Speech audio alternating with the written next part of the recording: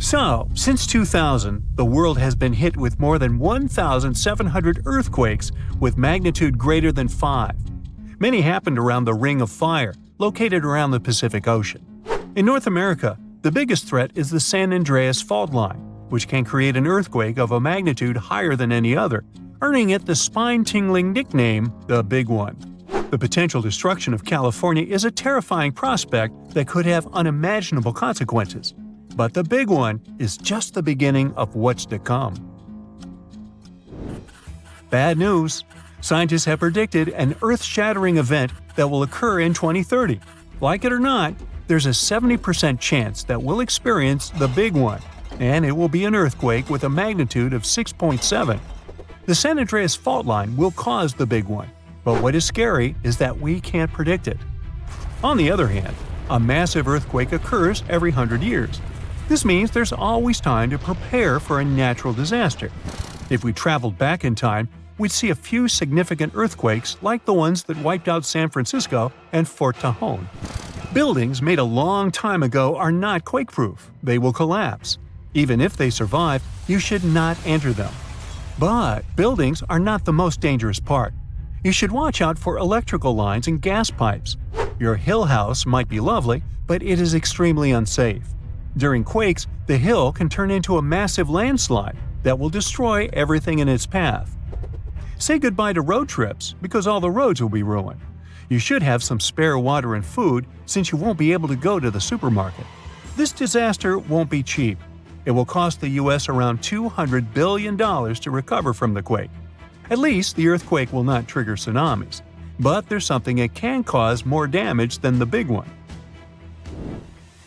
The notorious Cascadia subduction zones start in California and ends up all the way in Vancouver, Canada. The San Andreas fault line is nothing compared to this zone. It can wipe the whole coast off the face of the Earth, an example of hyperbole. Subduction zones are tectonic plates forced to be one under the other and constantly pulling apart. One is called the North American Plate and the other is the Juan de Fuca Plate. Zones like these are not to be messed with, since they are terrifying hotspots for earthquake activity and extremely dangerous because they cause massive underwater quakes. But they are underwater, so what can they do to us? Well, they can cause giant tsunamis, flooding cities, and destroying the coastline. Right now, the most active zone is the Ring of Fire. The Cascadia zone might be less active, but it is like a sleeping beast that can wake up and destroy everything in its path, causing a groundbreaking earthquake. The last time all this stress was released was in the year 1700. Unlike the San Andreas quake, this one will cause massive tsunamis and much bigger shocks. Let's hope you'll be camping in an open field at that time, because most buildings and bridges will likely be destroyed.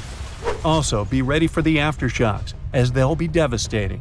Nature won't be spared either. Landslides will change animals' habitats. Even our homes will be changed forever. Luckily, there is a light at the end of the tunnel, and scientists are doing everything they can to ensure our safety. New rules are implemented. Every new building must be able to withstand massive shocks. They're developing modern warning systems, and every new infrastructure must follow strict quake-proof guidelines. The Juan de Fuca and the North American plates are locked together, but they won't stay like that forever. When they unlock, get ready for a massive shake. The closer you are to the epicenter, the more damage you'll experience. But even if you are lucky to be far away, you may still feel the ground shaking for some time. Now, if we compare the Cascadia subduction zone and the San Andreas fault, we'll see how much more dangerous the Cascadia zone is. In 1994, there was an enormous 6.7 magnitude earthquake in the Northridge area, close to the San Andreas fault. Sadly, many people didn't make it, and some were injured. Back then, buildings were not strong and earthquake-proof, and many of them were damaged. The Cascadia subduction zone can potentially cause a magnitude 9 earthquake. A magnitude 6 quake has the power of around 44 million pounds of dynamite, but a magnitude 9 has the power of 44 trillion pounds of dynamite. The strongest ever recorded quake was in Chile. Its magnitude measured 9.5, and it destroyed most everything. So let's say you've survived the quake, but the struggle is far from over. Soon after, a massive tsunami will strike, with waves that might reach up to 100 feet in some areas. That's so unlike the San Andreas earthquake, which can't produce any significant waves. So say goodbye to your beautiful garden, since salt water will destroy trees and plants, changing the environment for a period of time. The only positive thing will be you won't need Halloween decorations, because all those dried-out trees will resemble a ghost forest. The combination of waves, quakes, and the sheer size of the area will make this natural disaster much more dangerous than any caused by the San Andreas Fault or the so-called Big One. A quake similar to this happened around 300 years ago. Many more have been recorded in the past 3,500 years, proving that they continually occur every 400 to 600 years. So, technically, we have around 100 to 300 years before the next big one hits. We still have no idea how exactly the Cascadia subduction zone works, because we discovered it in 1970. This zone is super scary because it can cause big earthquakes. It was found by accident when researchers studied the Ring of Fire. They wanted to know if this area had caused any trouble in the past years, and the proof was under their noses. In Washington, there is a horror forest where nothing has been growing for years. When researchers tested the soil, they found a tremendous amount of salt. They put two and two together and concluded that a massive tsunami had been the reason. Experts still didn't know when the forest was destroyed. But Japan kept records of a gigantic earthquake that had a similar effect. It was the one that happened in the year 1700. There is a 1 in 3 chance that the next one will occur in 2050. You must know how to survive the Canadian earthquakes and make it out unscathed, so listen carefully. Those who live in this area have almost no experience with earthquakes like this one. Surviving the quake is relatively easy, but the tsunami coming afterwards is the real danger. After the shake, find the highest ground and go there. Only bring the essentials, like food and water. Yeah, leave your baseball card collection at home. After the first hit, don't try to go down. Seismologists say that most likely there will be a few more waves, and they have proven this. On the 22nd of May, 1960, seismologist Jerry Eston and his 4 friends went to Hawaii to see an expected tsunami that was to happen around midnight. They set up their gear on Wailuku Bridge with an escape route planned.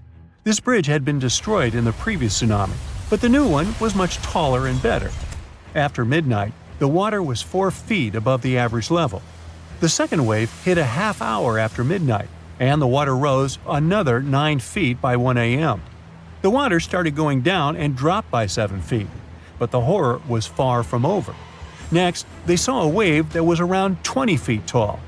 This shows us that tsunamis are unpredictable, and we should listen to experts to stay safe. Okay, watch your step now. Millions of gallons of hot magma are gathering in one flow and rising thousands of miles to the surface of our planet. A massive fracture in a tectonic plate shakes the ground and fills the air with a loud hum. Fire, gases, lava erupt from the dark, unexplored depths of Earth's crust. A planetary-scale catastrophe has just happened, and no one's noticed it. Now imagine you're having fun on a luxury yacht somewhere in the southwestern Pacific Ocean, drinking cocktails and sunbathing. At this moment, one of the most powerful volcanic eruptions in the planet's history is happening right below you.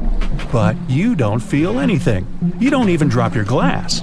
Yeah, you can hear a strange sound coming from the ocean depths. You see foaming water and pieces of pumice floating up to the surface.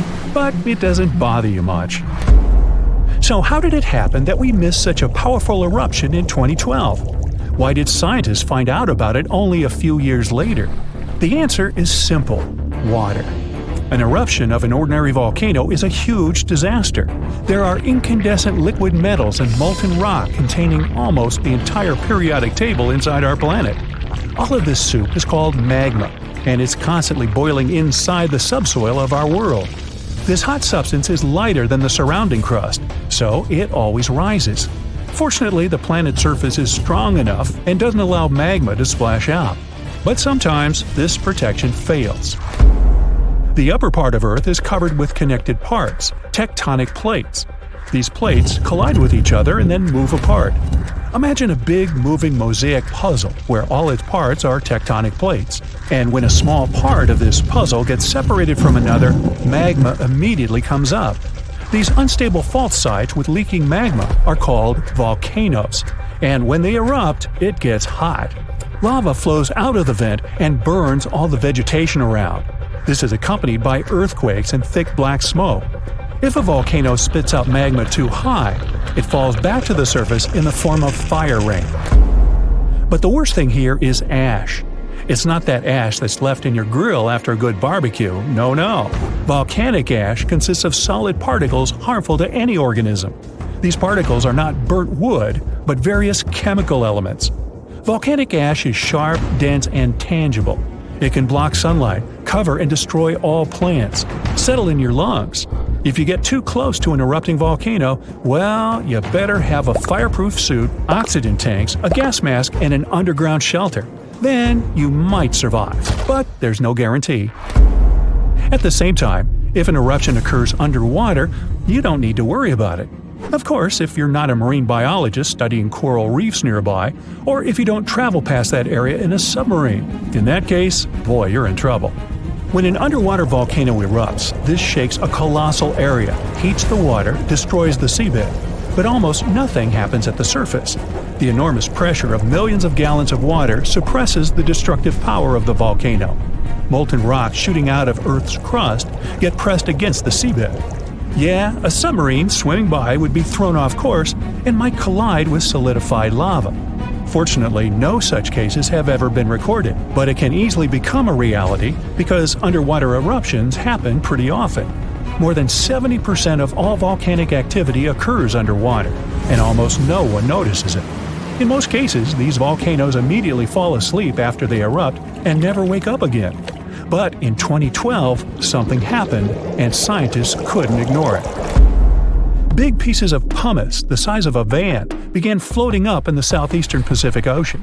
These rocks covered about 154 square miles. There were thousands of them. They looked like a group of unknown floating mini-islands.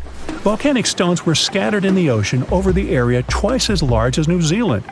Scientists determined the full scale of the disaster with the help of deep-sea sonar devices.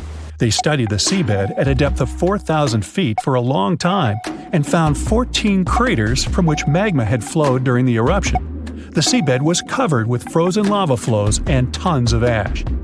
The researchers found that more than a third of the erupted volcanic material surfaced and was scattered all over the place. The rest remained at the bottom. This wiped out all marine life in the area. It seemed that this eruption was one of the largest in the entire history of observations. But in 2019, researchers discovered something even more significant. That was an underwater volcano 3 times higher than the Eiffel Tower. According to scientists' calculations, it ejected between 30 and 1,000 times more molten rock than the previous volcano. This monster had been feeding from the world's deepest magma reservoir we know about. Seismic activity here was so devastating that it destroyed everything around.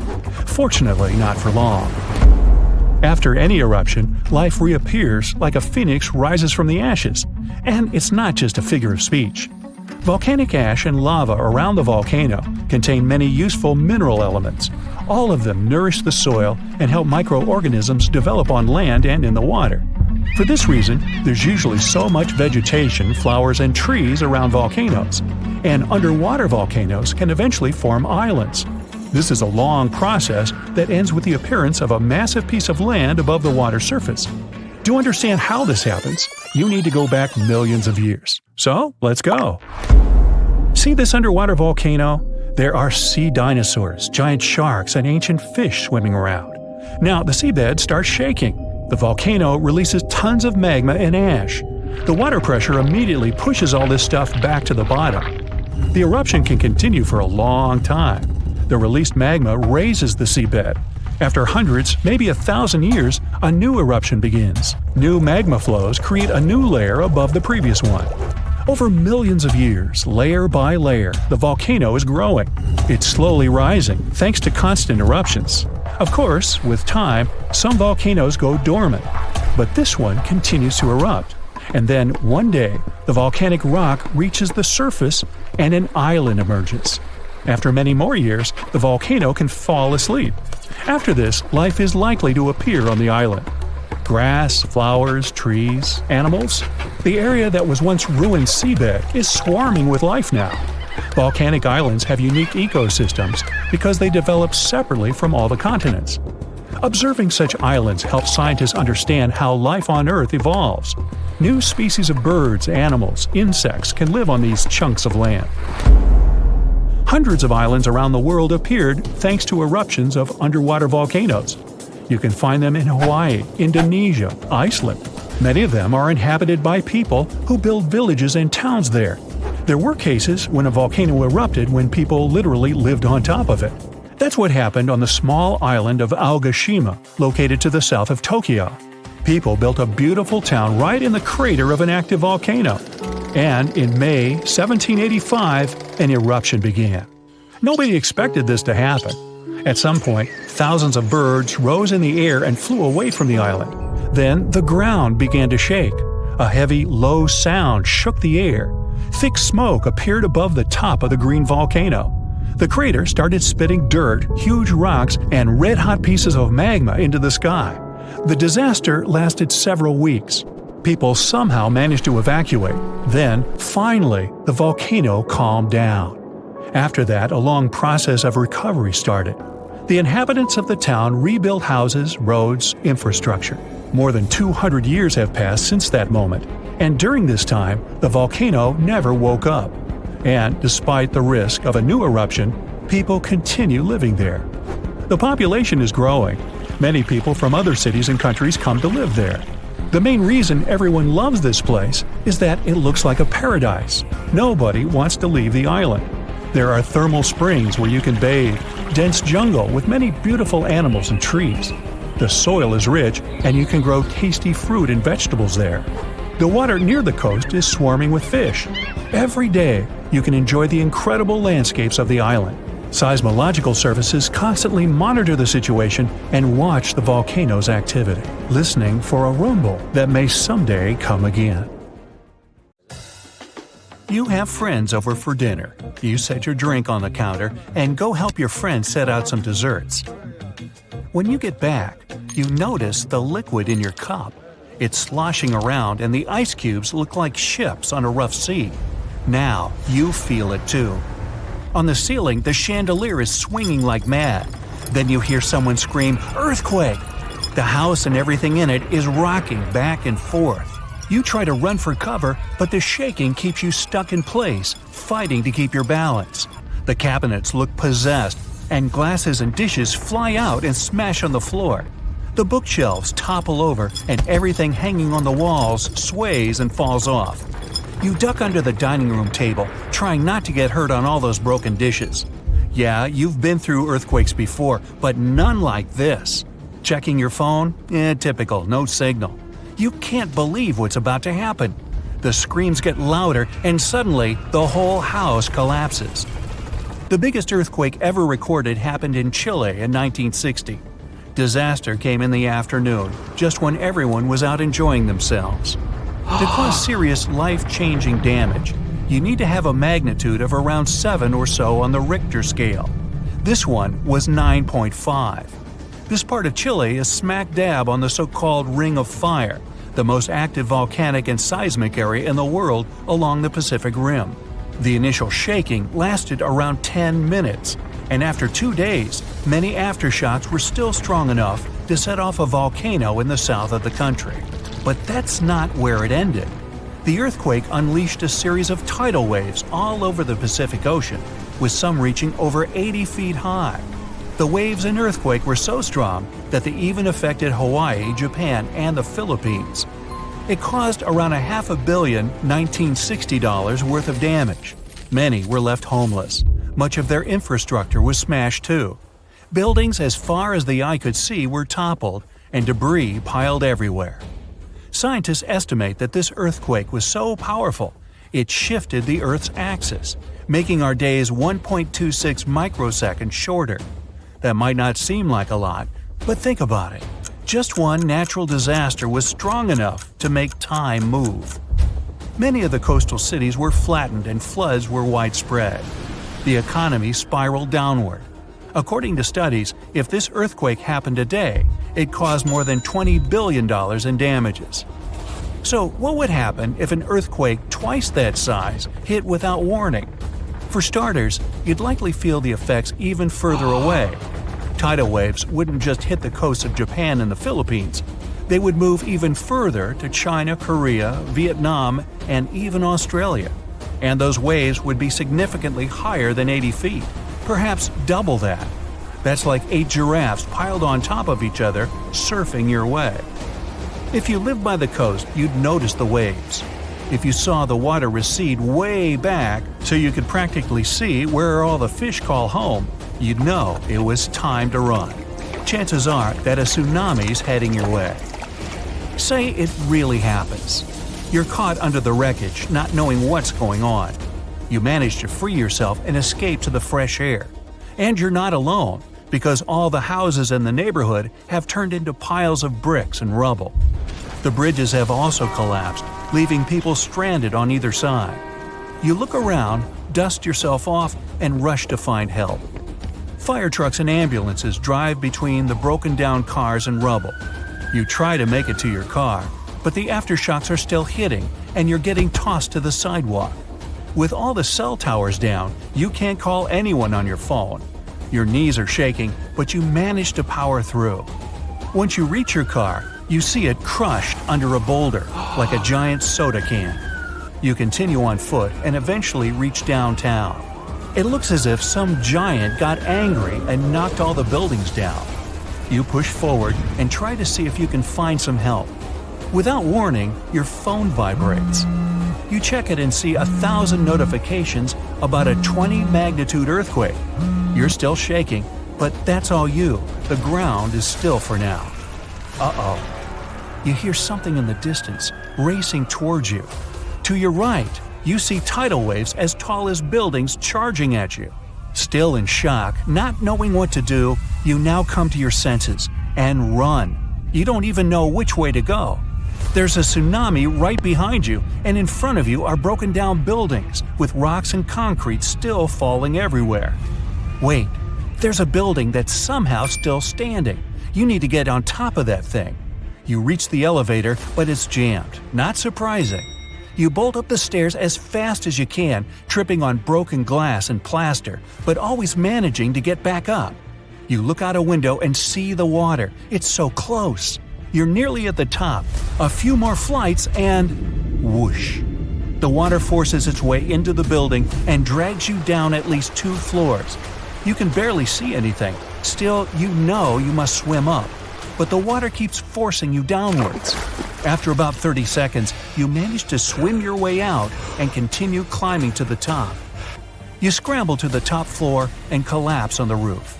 You're safe for now. The tidal wave is still going strong, plowing its way through the ravaged city center. Your phone is now waterlogged and useless. You have a perfect 360-degree view of your town covered in water and debris. The ground starts to shake again. Maybe you'll just sit around until this is all over, waiting for the rescue helicopter. But then, a loud explosion that almost breaks your eardrums shakes the ground even more. Off in the distance, smoke is rising, and soon it covers the entire sky. Darkness hides the morning sun. That's when you can see lava shooting up into the air and landing nearby. The lava forms into a river, flowing its way into town, block by block.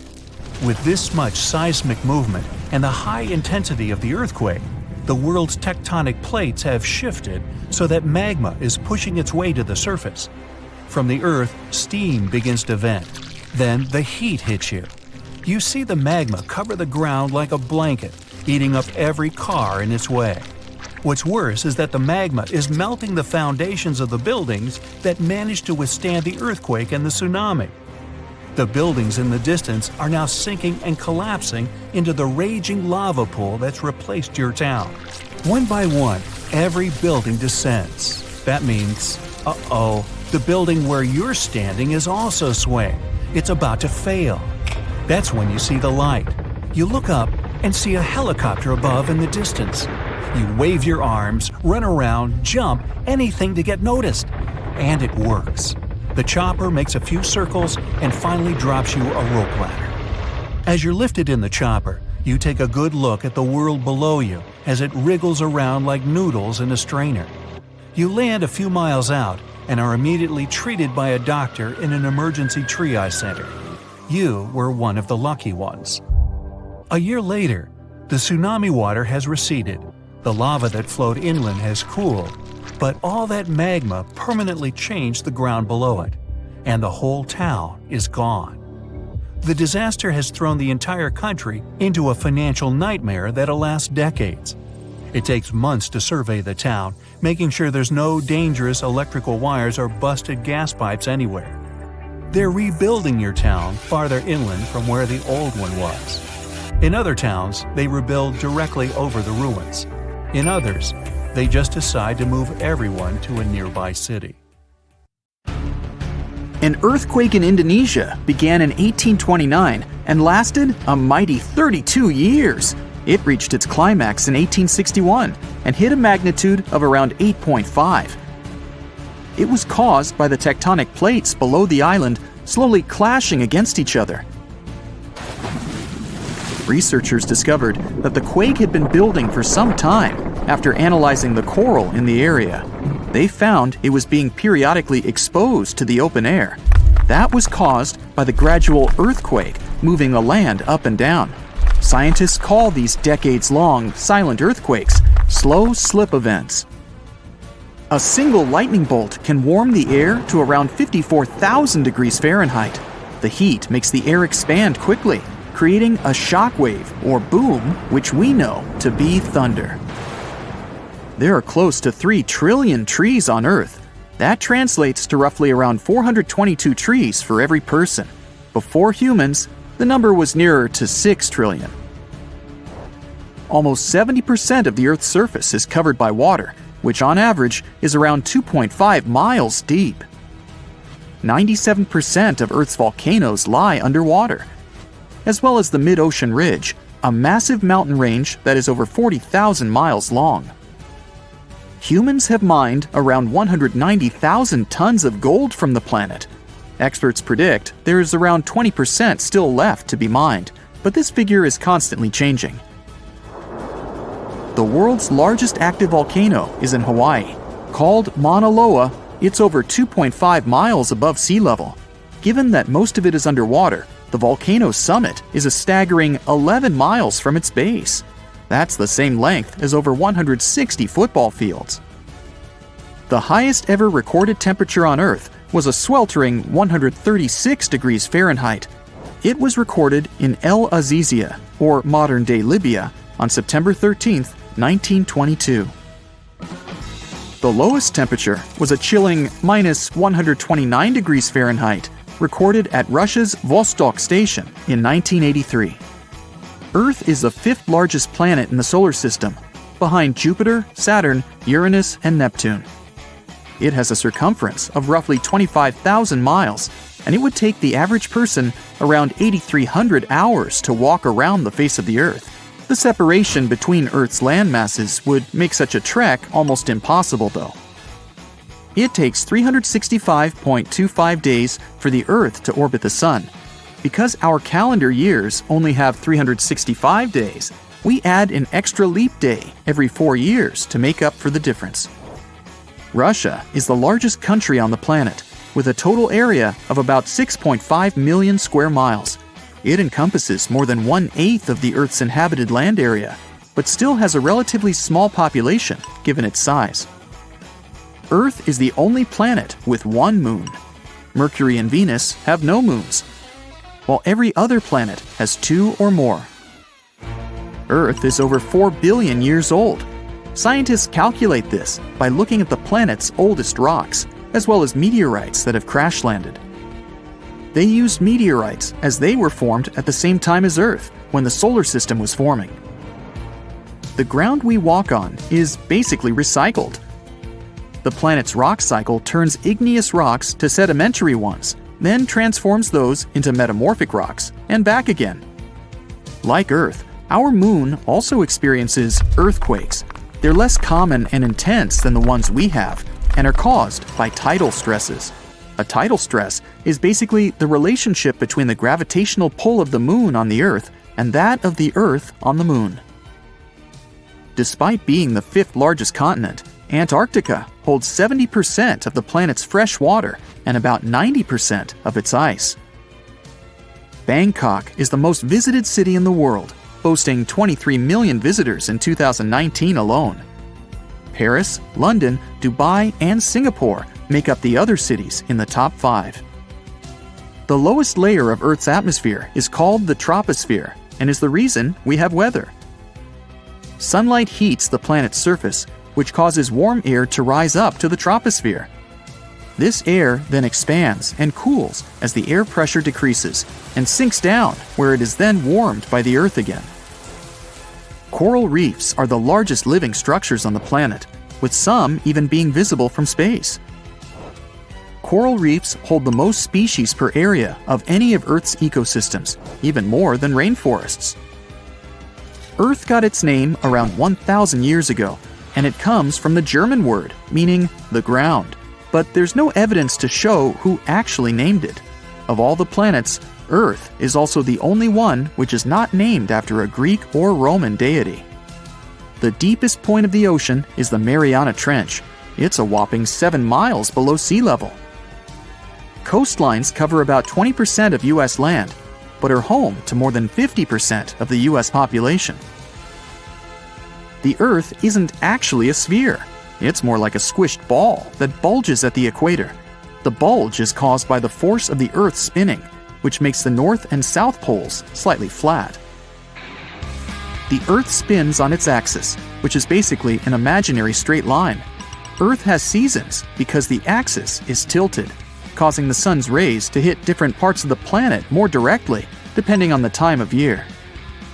If the sun was as tall as a standard door, the Earth would be around the size of a nickel. The Earth's rate of rotation is gradually decreasing. It's happening so slowly that it would take as much as 140 million years for the length of a day to increase to 25 hours. Get equipped for any season with brand new Brightside merch. Click the link and grab your print.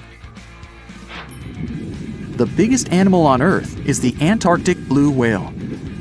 It can reach lengths of 100 feet and weigh up to 400,000 pounds, which is around the same as 33 elephants. The temperature at the center of the Earth is around the same as the surface of the Sun, at almost 10,000 degrees Fahrenheit. Earth is around 10,000 times older than humans. Earth is around 4.5 billion years old, whereas humans have been around for, at most, 450,000 years. There are around 34,000 known species of fish. The actual number is way higher though, as a whopping 95% of our oceans still haven't been explored. America's Route 66 is longer than the journey to the Earth's core. The distance to the core is roughly 2,000 miles. Route 66 is almost 2,500 miles. The Earth is made up of 3 main components: the crust, the mantle, and the core, which is divided into the outer core and the inner core. Scientists have estimated that there are around 8.7 million species on the planet. Out of this, between 1 to 2 million of these species are animals. But roughly 86% of land species and 91% of fish have yet to be discovered by humans. Ancient astronomers used to think that the Earth was the center of the universe. For 2,000 years, they believed the Earth to be static, while other bodies traveled in orbit around us. In 1543, Copernicus published his sun-centered model of the solar system. Earth is the densest planet in the solar system. The density varies across its different crusts, but the planet's average density is just over 3 ounces per cubic inch. Mount Everest is the highest point on the planet. Its peak is the highest altitude above sea level at around 5.5 miles. Each year, 1 septillion crystals of snow fall on Earth. That's a trillion snowflakes. Snow covers about 31% of Earth's land area each year. Of Earth's water, only around 3% is fresh water. The other 97% is salted. Of that 3%, about 2% is frozen in ice and glaciers. So, less than 1% of the planet's fresh water is actually in lakes, rivers, and underground. The world's largest inland body of water, or lake to us normal people, is the Caspian Sea. It has an area of 140,000 miles squared. The world's deepest lake is Lake Baikal in Russia and is 5,300 feet deep. Earth's atmosphere is roughly 78% nitrogen and 21% oxygen, with small amounts of water vapor, carbon dioxide, and other gases. No other planet is believed to have this much oxygen, which explains why Earth is the only planet where life has been discovered so far. Apart from the Moon, there are 2 asteroids in co-orbital orbits with Earth, sometimes called Earth's second moon. 3753 Cruithne is an asteroid that looks like it's following the Earth in orbit, but it's actually following its own path around the Sun. 2002 AA29 is another asteroid which makes a horseshoe orbit around the Earth that draws it close to the planet every 95 years. There's an old volcano in Bolivia called Uturuncu. It hasn't erupted in about 250,000 years, so you may think that's the end of its story. But recently, it has started to act a little strangely. At the moment, it resembles a zombie that's waking up from a long nap. Uh-oh, is that kind of apocalypse nearing? Uturuncu is a huge mountain in the Andes that's almost 20,000 feet tall. It's called a stratovolcano, which means it's big, steep, and cone-shaped. These kinds of volcanoes are made from layers of lava, ash, and rocks. They can have terrifying, powerful, explosive eruptions because their lava is thick and traps gas inside. Think of it like a shaken-up soda that's ready to burst. Famous ones like Mount Vesuvius are just like Uturuncu. And do you remember about the tragic fate of Pompeii, completely destroyed during the eruption of Mount Vesuvius? Does something similar await Bolivia? Even though Uturuncu has been quiet for a long time, scientists have noticed that it's been letting out gas, rumbling with small earthquakes, and even making the ground around it bulge, kind of like it's stretching. So, people started wondering if it was getting ready to erupt again. Scientists decided to take a closer look at this situation and found out that liquid and gas moving around under the volcano is causing all this activity. It doesn't mean the volcano is definitely going to erupt, but it helps explain why it still seems alive. Let's dive into details. Since the 1990s, scientists have been using satellites and GPS to keep an eye on the ground around the Uturuncu volcano. At one point, they noticed something weird. The ground was rising in the middle and sinking around the edges, kind of like a sombrero hat. The middle part has been slowly going up for at least 50 years, by about 0.4 inches a year. It doesn't sound like a lot, but hold on. This strange shape, along with lots of tiny earthquakes and gas like carbon dioxide coming out of the volcano, made scientists think that there might be a giant blob of magma growing under the mountain. If that were true, it could mean only one scary thing. The volcano could be getting ready to erupt. Uturuncu sits on top of a huge underground pool of magma called the Altiplano Puna magma body. This pool is really big and really deep, stretching under parts of Bolivia, Chile, and Argentina. Scientists thought that magma from the APMB might be rising and collecting near the surface, which could lead to an eruption. But now, after studying more than 1,700 earthquakes and checking the rocks around the volcano, scientists have a new idea. Apparently, it's not magma rising up. Instead, hot fluids and gases are traveling up from the APMB through a narrow path shaped like a chimney. These gases, like steam and CO2, can get trapped under the top of the volcano, while salty water, brine, spreads out sideways into tiny cracks in the rocks. This moving gas and water can make the ground rise and fall and cause small quakes, without any magma getting close to the surface. So the good news is, Uturuncu probably isn't about to erupt.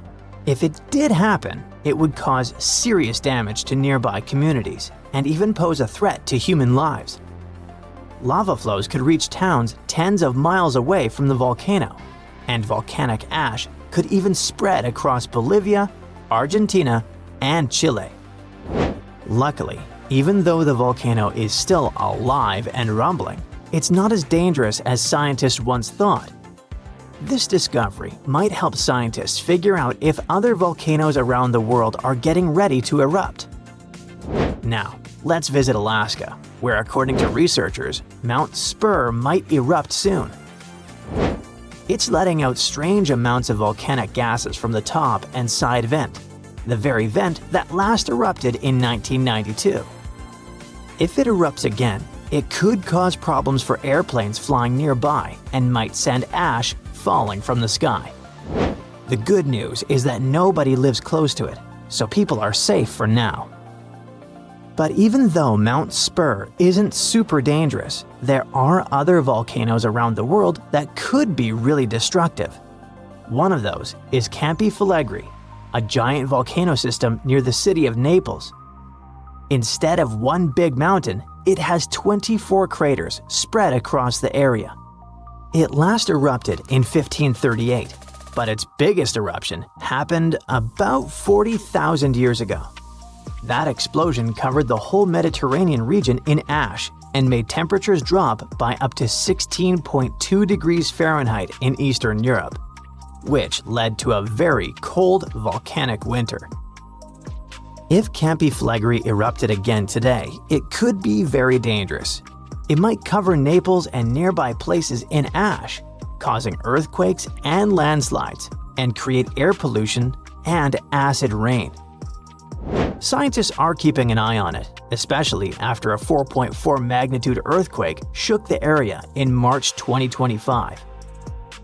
But the good news is there's no sign that magma is rising to the surface right now, which means an eruption isn't expected soon. Still, since Italy has a lot of volcanic activity, experts continue to watch it carefully. Mount Vesuvius is also in Italy and is one of the most famous volcanoes in the world. It's known for its huge eruption in 79 CE that buried the Roman cities of Pompeii and Herculaneum. The last time the volcano erupted was in 1944. Today, Vesuvius is even more dangerous because over 3 million people live near it. Around 700,000 people are living illegally right on its slopes, which puts them even more at risk. If the volcano erupts again, it could send rocks and ash flying through the air at nearly 100 miles per hour and cause major destruction, possibly even wiping out Naples. And still, scientists believe a big eruption from Vesuvius probably won't happen for a few hundred more years. But since it's still an active volcano, researchers continue to monitor it. Cumbre Vieja is a volcano on the island of La Palma, which is part of the Canary Islands. It last erupted in 2021. During that eruption, lava poured out of the volcano and flowed all the way to the sea. It destroyed over 3,000 homes, but luckily, thousands of people were safely evacuated, so it wasn't as bad as it could have been. In the past, scientists were worried that a huge eruption could cause the entire western side of the volcano to break off and crash into the ocean. This could create a mega tsunami, sending massive waves hundreds of feet high across the Atlantic Ocean. But more recent studies have shown that this is very unlikely to happen. Mount St. Helens is a volcano in Washington State in the United States. It had a massive eruption in May 1980 that ended the lives of 57 people. That eruption also caused the biggest landslide ever recorded. Hot, pressurized magma exploded from the volcano, shooting ash 15 miles into the sky. Ash covered a huge area, and around 230 square miles of land was destroyed. Mount St. Helens is still active and is expected to erupt again someday, possibly even in our lifetimes.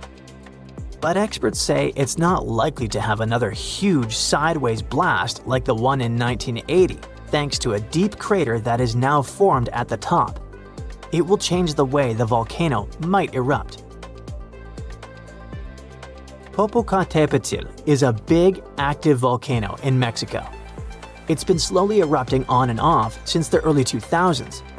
It's really close to a lot of people, just 40 miles from the Mexico City metropolitan area, which has about 22 million people, and 30 miles from Puebla, which is home to about 6 million inhabitants.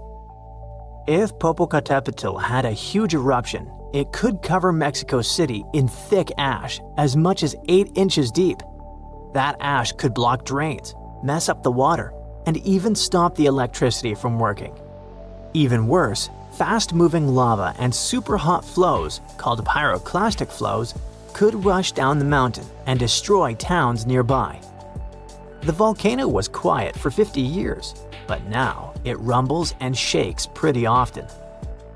There have been over a dozen small eruptions, including some as recent as February 2024. Some nearby places got covered in ash, but scientists say this isn't too surprising, and they're keeping a close eye on it. You rub your eyes, trying to make sense of everything. Perfect circular holes in the bottom of the ocean floor off the coast of Big Sur in California. You have no idea how this happened, even though you're a marine biologist who's been practicing it for years. You go through some of the old records and find out that these holes have been around since the 90s.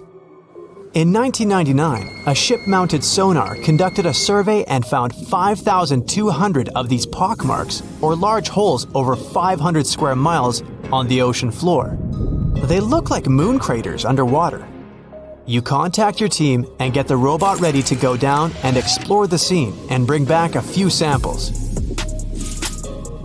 You and the team drive to the coast and hop on the boat. You're sitting inside controlling the robot with a joystick.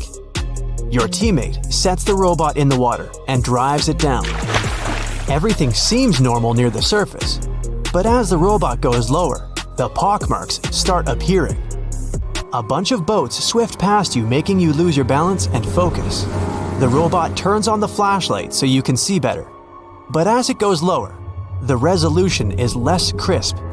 It almost reaches the bottom, and the holes are smooth and nearly perfect circular shapes. Some of these holes that were visible in the sonar reading measure more than 30 feet across and 15 feet deep. You show the rest of your teammates the images, and they're shocked. The robot continues swimming, but there appear to be more holes all around.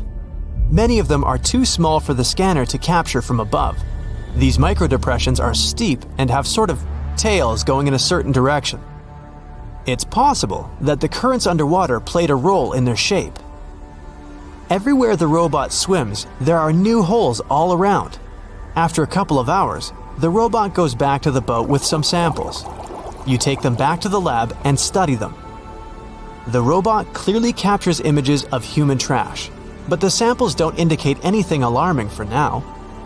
Despite the fact that 1/3 of the pockets are filled with trash, there's still no explanation of how they were formed. It's late at night and the rest of your team heads back home. You're passing out in the lab, still trying to find some answers. You wake up the next day, and while cooking breakfast, you get this idea that maybe these holes are gases venting out, which could be harmful to marine life. You quickly get the robot and sail out to the ocean once more. This time, you didn't even think about calling your teammates. You place the robot in the water and get behind the screen to control it. The robot descends to the bottom of the ocean and does a survey.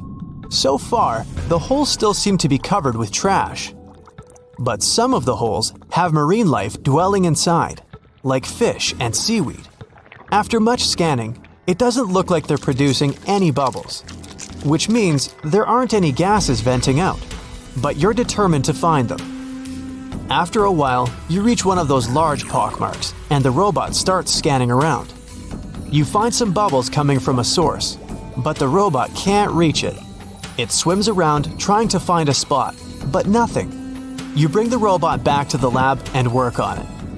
You attach some mechanical arms on it that can lift things and move them. You bring the robot back down to the same spot, but the bubbles aren't as frequent as before. You use the arms to move some of the trash and find out that the bubbles are being produced by a group of crabs chilling next to a pile of plastic. Bingo! The bad news is, you still don't have a clue why the microdepressions and pockmarks exist. As you try to control the robot to go back to the surface, an octopus wraps its tentacles around it, pulling the robot down. You struggle with the controls and push it to maximum power, but the suctions of the octopus are too strong to break off. It's a game of tug-of-war with the octopus and your robot. It takes the robot under a pile of trash, thinking it's lunch. But you use the arms to maneuver the robot out and swim back to the surface. You go back to the lab even more confused. The robot has collected more samples for you to study. Your eye is glued to your microscope, trying to figure out what's going on, but nothing. You decide to do a carbon dating test to determine how old these holes are. After a while, you check out the results and are even more stunned than before. They show that the holes are around 400,000 years old, so it's likely that human trash wasn't the cause for all this. You pull many all-nighters trying to figure out the truth. You gather your team once more and hold a small press conference about this. You claim that this may be something we should be extremely worried about, but you still can't tell them more than what you know. With all the brain work put together, you find out that the large pockmarks haven't changed or been active for more than 50,000 years. The newer holes were most likely created by human trash settling in the bottom of the ocean floor. The marine life gathered some of this trash like plastics and discarded fishing gear and created homes for themselves. This is why around 4,500 of the holes are newer and have trash in them. But it still doesn't answer why the holes appeared in the first place. You're back to square one. The only way to see what's really going on is to clear up the trash from underwater and study them. The story makes headlines in the local community and catches the attention of a cleanup crew. You organize a trip to the ocean and begin the extraction of all the trash. Many cleanup boats arrive and everyone drops down a net to collect the trash. You send down the robot once more to make sure the nets are hitting the right spot. As most of the trash is being collected, many marine life animals scramble and try to find a way to escape. Everyone makes sure not to hurt them. After a couple of weeks, all the holes are cleared up from the trash. You do another sonar scan from the surface and can see the holes clearer than before. But you still don't have an answer for this. You do some more research trying to see if any other holes appeared around the world. On the other side of the country is a mysterious blue hole off of Florida's Gulf Coast. You catch the nearest flight to Florida and make an appointment with the scientists in charge of the expedition. Blue holes are underwater sinkholes that open below the seabed. Just like on the surface, the underwater world also has sinkholes. This one is called the Green Banana and is 150 feet below, and the hole is 435 feet deep. You dive with some special gear with the rest of the team to a barren ocean floor, and the hole is right there in front of you, looking like an oasis in the desert. You and the rest of the scientists are surprised by the diverse marine life dwelling within. Some sea turtles swim past you, and even sharks. These ones don't harm humans. Halfway through, you reach a narrow path, which makes it difficult for humans to pass through. But everyone is careful. There are corals, sponges, mollusks around the corner. You collect some samples and go back to the lab. Blue holes in general are richer in nutrients than barren lands and host plenty of unique marine life. They're quite common and don't pose any sort of threat to anyone. After making the connections, you don't think the holes off the coast of California have anything to do with blue holes. The mystery goes on. Well, we've been miscalling Uranus all this time. Actually, astronomers say we should be pronouncing it like Uranus, not Uranus. I can't say a different stress changes much, though. However, things could have been different. Initially, Uranus was supposed to have the majestic king-like name of George, because astronomers wanted to name it after King George III. In the end, they changed their minds, and now, well, it's the punchline of every joke. If you take the total cost of launching a mission and divide it by the weight of the cargo, you'll see some pretty mind-blowing figures. According to specialists, back in 2016, it used to cost $10,000 to send just 1 pound of cargo into space. But now, prices have gone through the roof.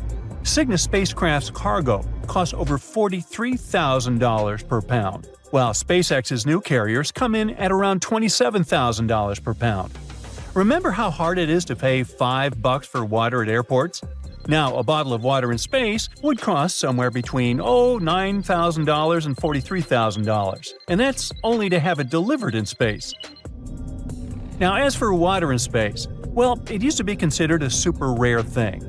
But in reality, there's water ice all over our solar system, so you don't have to buy those overpriced $43K water bottles. It's hanging out there in comets, asteroids, and even in hard-to-see craters on Mercury and the Moon. We're not sure if there's enough water in these places to support colonies of people, though. Mars also has ice at its poles, hiding under the surface dust and frost. Even smaller celestial bodies, like Saturn's moon Enceladus and dwarf planet Ceres, have ice. NASA scientists think there might be a chance of finding life on Jupiter's moon Europa. There might be liquid water beneath its icy shell. Europa, even though it's a lot smaller than Earth, might have an ocean deep enough to hold twice as much water as all the oceans on our planet combined. In 2009, scientists exploring a massive cloud of dust and gas in the center of our galaxy stumbled upon a fascinating surprise. They found ethyl formate within the cloud. This chemical is responsible for the delightful flavor of raspberries and has a rum-like scent. Furthermore, another nearby region is brimming with ethyl alcohol, the same type found in many beverages. In fact, there is enough alcohol in this region to provide every person on Earth with 300,000 pints of beer every day for the next billion years. Now, believe it or not, we do have a black hole on Earth. The thing is, creating an in-lab black hole was a sort of indispensable thing to do. Studying black holes in real space remains a distant dream, so it was only possible to create one to experiment with in a lab. A group of scientists in the Netherlands wanted to explore the mysterious Hawking radiation theory proposed by the iconic Stephen Hawking. Using atoms to mimic an event horizon, they orchestrated electrons, causing a surge in temperature that resembled flat spacetime. As particles moved through quantum fluctuations, a ring of infrared radiation appeared around the lab-grown black hole, mirroring Hawking's idea. So, if you totally understood what I just said, could you please explain it to me? Now, it may sound insane, but you can totally be allergic to the moon. Long story short, it was the final Apollo mission, and they brought back more rock samples than ever before. Plus, they had the first and only pro-scientist on the moon, Jack Schmitt. He was a geologist, and his rock samples helped scientists learn more about the moon's magnetic field and volcanic history. During the expeditions, it became evident that Jack Schmitt was allergic to moon dust. The gritty, sticky powder clung to his suit and his skin, causing irritation in his sinuses, nose, eyes, and throat for a couple of hours after he took his helmet off. Meanwhile, neutron stars are extremely dense, being basically just a bunch of neutrons squished into a super small space. If you had just a teaspoonful of this stuff, it would weigh more than the entire human population combined. And to match the density of a neutron star, we'd all have to squeeze into the space the size of a sugar cube. No thanks. When it comes to outer space, we tend to think that Earth and the Moon are pretty close together. But in reality, you can actually squeeze all the other planets of our solar system between Earth and the Moon. The average distance between them is about 240,000 miles. If you added up the diameters of the 7 planets, you'd still have some room to spare, about 5,000 miles. In 2011, scientists made a groundbreaking discovery of a massive reservoir of water in space. This water, equivalent to 140 trillion times all the water in Earth's oceans, could provide each person on our planet with a planet's worth of water 20,000 times over. This reservoir was located near a massive black hole drawing in matter and emitting energy, known as a quasar. The water was formed by energy waves colliding hydrogen and oxygen atoms together, and it was found around 12 billion light-years away. So, when the Curiosity Mars rover snapped its very first sunset picture in 2015, scientists were practically doing backflips from excitement. Turns out, sunsets on the red planet are anything but red. They're actually a stunning shade of blue. According to NASA, the reason behind this phenomenon is that the dust in Mars' atmosphere is like a magical filter that lets blue light shine through while blocking out those warm tones like yellow, orange, and red. Well, Venus is a slow spinner compared to Earth. It takes this planet 243 days to make a full rotation, and it spins in the opposite direction. But even though Venus takes longer to spin around, it zooms around the Sun in just 225 days because it's located so close. So, believe it or not, a year on Venus is actually shorter than its day. So, you might think that the night sky should be full of stars with no dark spaces at all. This idea is known as Olbers' paradox, named after German astronomer Heinrich Wilhelm Olbers. He thought that if the universe was infinite, unchanging, and timeless, then we should see stars everywhere we look. But it turns out that the universe is not infinite, unchanging, or timeless. Edwin Hubble discovered that the universe is actually expanding, and the leftover radiation from the Big Bang tells us that the universe is about 13.8 billion years old. Think of all the birthday candles. Ooh! So, the reason we don't see stars in every direction is because some stars are just too far away, or they haven't been around long enough for their light to travel all the way to us. During the Apollo 16 lunar mission, Ken Mattingly, the command module pilot, had a bit of a scare when he realized his wedding ring was missing. The whole crew frantically searched the spacecraft for it, but no luck. Finally, on day 9, while Mattingly was on a spacewalk, the ring was spotted floating out the hatch door. Charles Duke Jr. tried to grab it but missed. Luckily, it bounced off Mattingly's helmet into Duke's hands. It's cool they found the ring, but there are many other things people left up there. There's even a toothbrush floating around somewhere. Mercury is already the tiniest planet in our solar system, not counting Pluto, of course, and the second densest after Earth. And believe it or not, it's actually shrinking and getting denser. For a long time, scientists thought Earth was the only planet with tectonic activity. But that all changed when the Messenger spacecraft flew by Mercury, giving us a detailed scan of the whole planet. In 2016, Messenger discovered these cool cliff-like formations called fault scarps. Since they're still relatively small, scientists think they're pretty new, suggesting that Mercury is still contracting 4.5 billion years after the solar system began. And around 10 years ago, Australian astronaut Luca Parmitano went through a near-drowning experience during his spacewalk due to a water leak that went unaddressed. Nobody knew how it happened and why Luca ended up having water in his helmet. NASA was investigating the issue for months, but they were unable to determine the exact cause of the water entering Luca's helmet. A huge power outage hit Spain, Portugal, and parts of southwest France all at once, leaving millions of people without electricity. It happened on Monday morning, April 28, 2025, and caused lots of problems. Airports couldn't function, trains stopped in places like Lisbon and Madrid, and some hospitals had to cancel surgeries because they had no power. Everything just came to a stop. No one is sure yet what caused the blackout, but the company in charge of Portugal's electricity said it might have been something strange called induced atmospheric vibration. That's a rare and weird thing that can happen in the sky and might mess with power systems. It occurs when substantial changes in temperature and wind mess with giant power lines, making them wiggle and shake in strange ways.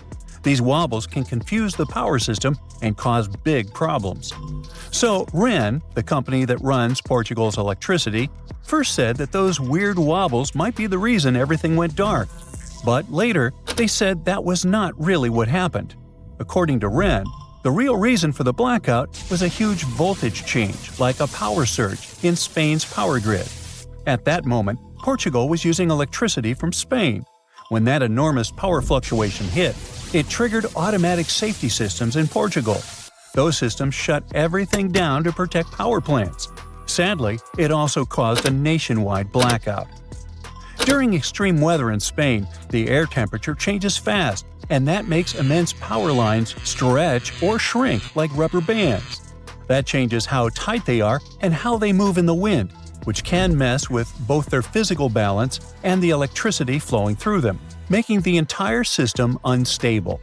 Some experts say that if things get bad enough, this can even break power lines, cause short circuits, or even damage the towers holding up the lines. That's why safety systems are always in place. They're supposed to shut parts of the grid down automatically to stop bigger disasters. During the blackout, something like a domino effect happened. When parts of the power grid shut down, it made other parts unstable too. Some of the big electricity generators couldn't handle the chaos and had to disconnect. And when you suddenly lose those big generators, the power system can't keep up. It's something like too many people needing electricity, but not enough of it being made. It can cause even more blackouts to spread fast. Nobody knows exactly what started the blackout. Some people wondered if it might have been a cyber attack, like someone messing with the system on purpose through computers. But officials from Spain and the European Commission said that there was no proof of that. Spain's electricity company made it clear. Cyber attack? Nope, that's not the problem. Still, one big reason so many places were hit is because Europe's power grids are all connected like one big web.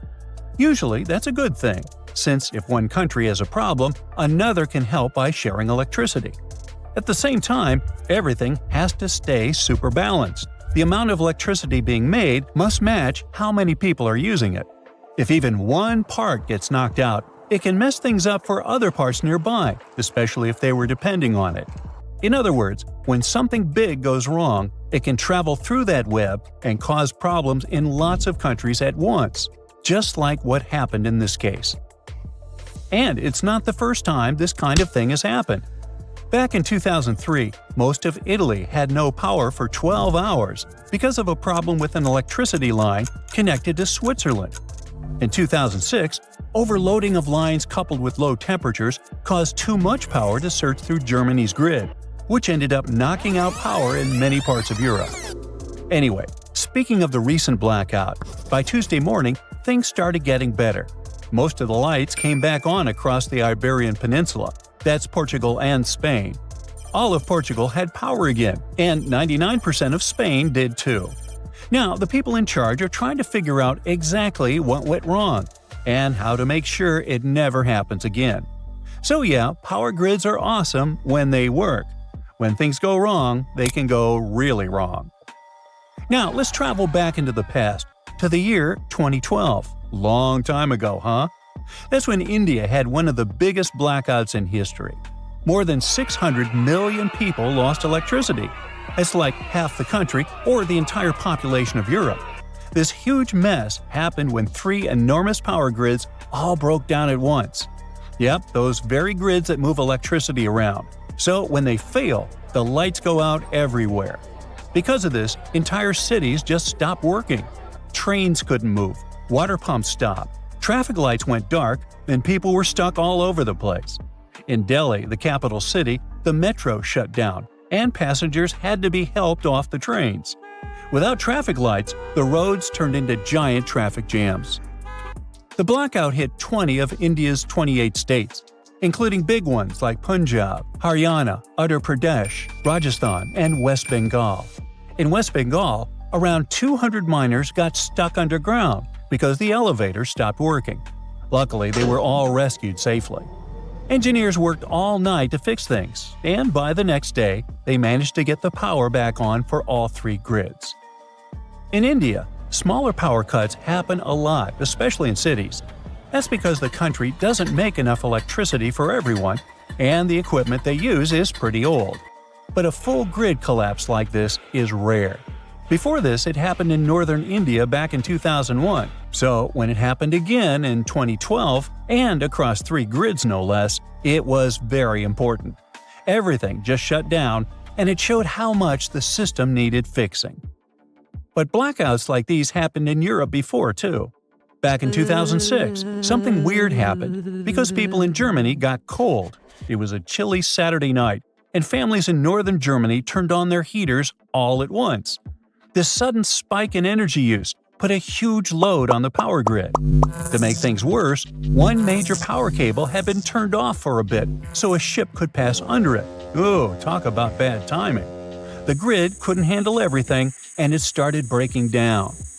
First, Western Germany had blackouts. Then, things started going wrong in France, where even the big French power company, EDF, couldn't keep up with demand. Before long, power was going out in Paris, its suburbs, and other parts of the country.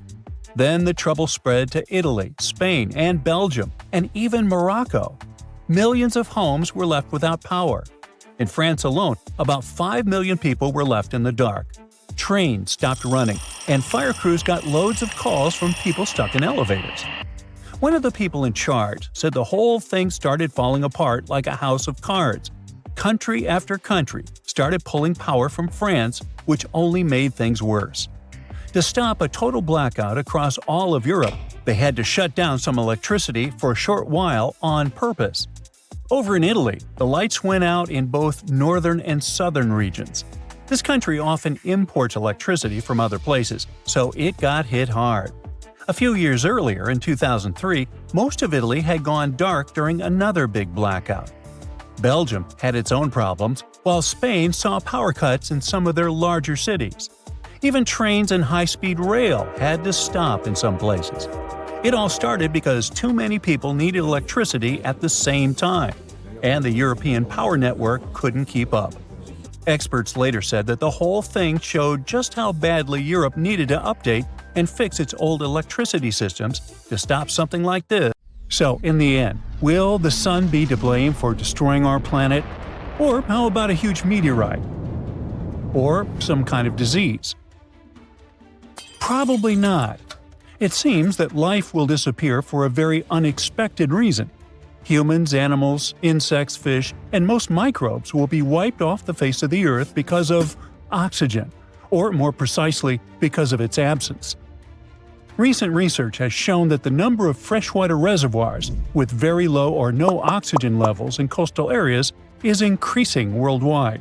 Over the past 65 years, 4 times more oxygen-deficient waters have appeared in the world's oceans. What does it all mean? It's likely that life on Earth will vanish much sooner than the sun's energies dries up all the oceans. The end is likely to come in a little more than 1 billion years.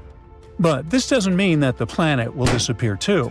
The period when Earth is filled with oxygen will make up just about 20 to 30% of the total lifespan of the planet. So we're just temporary guests here. Just think how long that is, 1 billion years. The first Homo sapiens appeared only about 300,000 years ago. That is, the entire history of humanity occupies less than 500,000 years. So relax. 1 billion years won't pass very fast. By that time, humans won't be on Earth anymore. We might master space travel and find a new planet in the vast depths of space. But why can we lose air?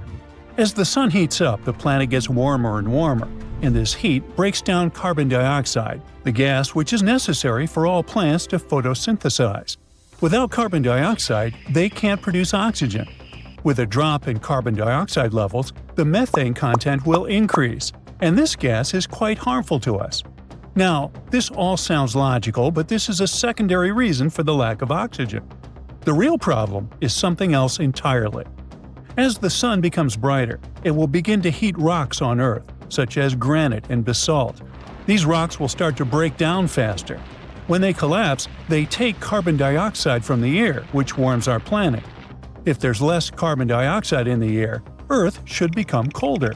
But there's a problem. The sun will shine more, and its heat will outweigh this cooling effect.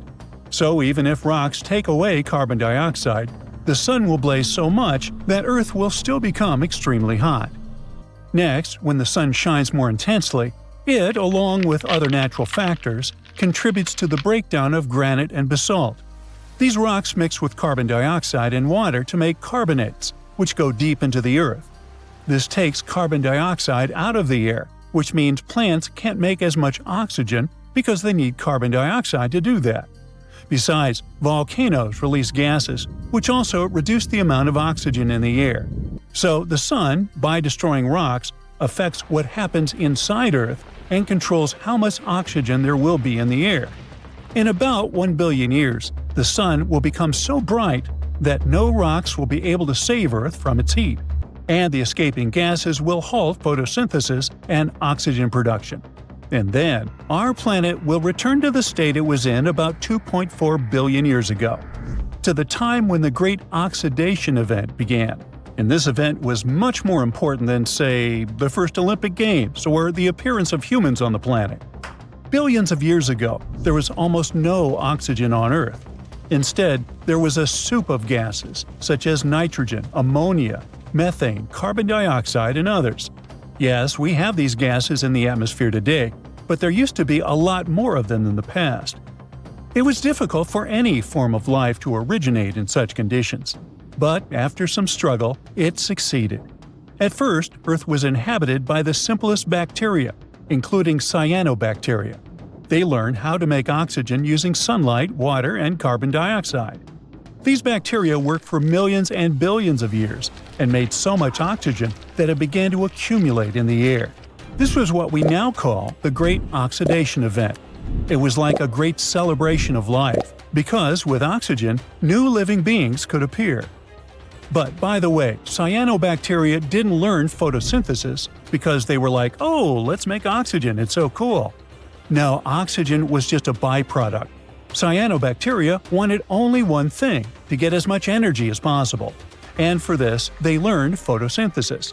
It helped them store energy using sunlight.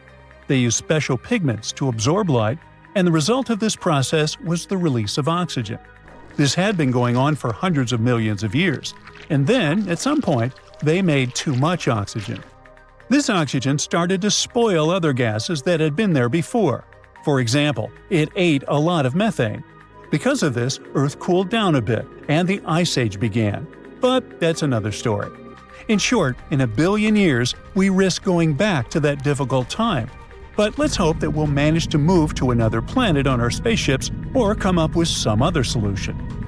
And what'll happen to our home planet next? Will new life be able to originate there without so much oxygen? Well, it's possible, but it'll be much more difficult. This will require another source of energy besides the sun. It can be, for example, hydrothermal vents. And by the way, there are ecosystems on Earth that use this type of energy. You can find one of them in the Mobile Cave in Romania. Imagine a place where there's little oxygen. It's dark. The sun's rays don't reach there. Over millions of years of evolution, a unique and slightly creepy life has developed in this cave. It was first discovered in 1986, and scientists are still exploring this place. The entrance to the cave is just a small hole in the ground. A narrow tunnel goes deep underground. Inside the cave, the air is filled with hydrogen sulfide and carbon dioxide, and there's half as much oxygen there as on the surface. A human can't stay there without a special mask. But for local forms of life, this is home, and they feel great there. There are several dozen species living in the cave, and many of them aren't found anywhere else on Earth. Here you can see strange little monsters, white snails, white spiders, centipedes with long whiskers, transparent shrimp, and even unknown species of leeches. Since there's no light in the cave, all these creatures don't need eyes. They're blind, but they have long sensitive antennae and paws that allows them to navigate in the space. They also have no colored pigment, so all these bugs and spiders are either white or transparent. But if there's so little oxygen there, and nobody does photosynthesis, then how does all this life survive? It's all thanks to the unique bacteria autotrophs. They absorb carbon dioxide and produce nutrients. These bacteria are food for other organisms, and those, in turn, become food for larger creatures. So a whole food chain has been built in the cave, which provides all the inhabitants with food. Evolution has created a unique ecosystem that exists separately from the rest of the world. It's like a small universe that has developed according to its own rules. However, this universe is not expanding, because all living beings here can't live away from hydrothermal vents and autotrophs. Otherwise, where would they get their energy from? But let's imagine that the sun cools down, almost all the oxygen disappears, and the entire planet gets covered with hydrothermal vents. It's dark, and the air is filled with methane, CO2, and other substances. And somehow, life begins. Even people appear at one point. What would they look like? Pale, thin, and blind creatures with very long arms that help them navigate in space. They have pets, large centipedes or cockroaches that move silently on the ground. People are also quiet because they don't have lungs filled with air to scream. There's silence in the world. People communicate through touch. No one travels. Everyone lives separately next to their hydrothermal source. The whole world has turned into a horror movie in 1 billion years. Let me take you to a place that seems to be out of this world. Life inside this cave has been isolated from the outside world for about 5.5 million years. And it does show. See for yourself. Due to such a long isolation, the conditions inside the Mobile Cave are like nowhere else on our planet. A unique ecosystem is flourishing there, even though there is a severe lack of sunlight inside the cave, and the air is toxic. The cave, located a few miles west of the Black Sea in Romania, was first discovered in 1986. Nowadays, you can only visit it if you have special permission. Plus, the central caverns are guarded naturally by narrow limestone tunnels and vertical shafts. So, if you're no stranger to claustrophobia, you'd probably better not enter this place. In the depth of the cave, the air has twice less oxygen than the air outside. Instead, it contains a lot of carbon dioxide and hydrogen sulfide. So not the freshest air you can breathe. It's also pitch black inside the cavern. But despite, or should I say, thanks to, this cocktail of extremely harsh conditions, the site is a true goldmine for biologists. Shockingly, life seems to be booming here. In a 1996 study, scientists identified 48 species, and 33 of them were unique to the cave. Most of the creatures inhabiting the cave are tiny, with long limbs and antennae that help them navigate in the dark. They have no vision and lack pigment, and it makes sense. Why would you need to be able to see if you live in total darkness? And why would you need to be pretty and colorful with no one to see you?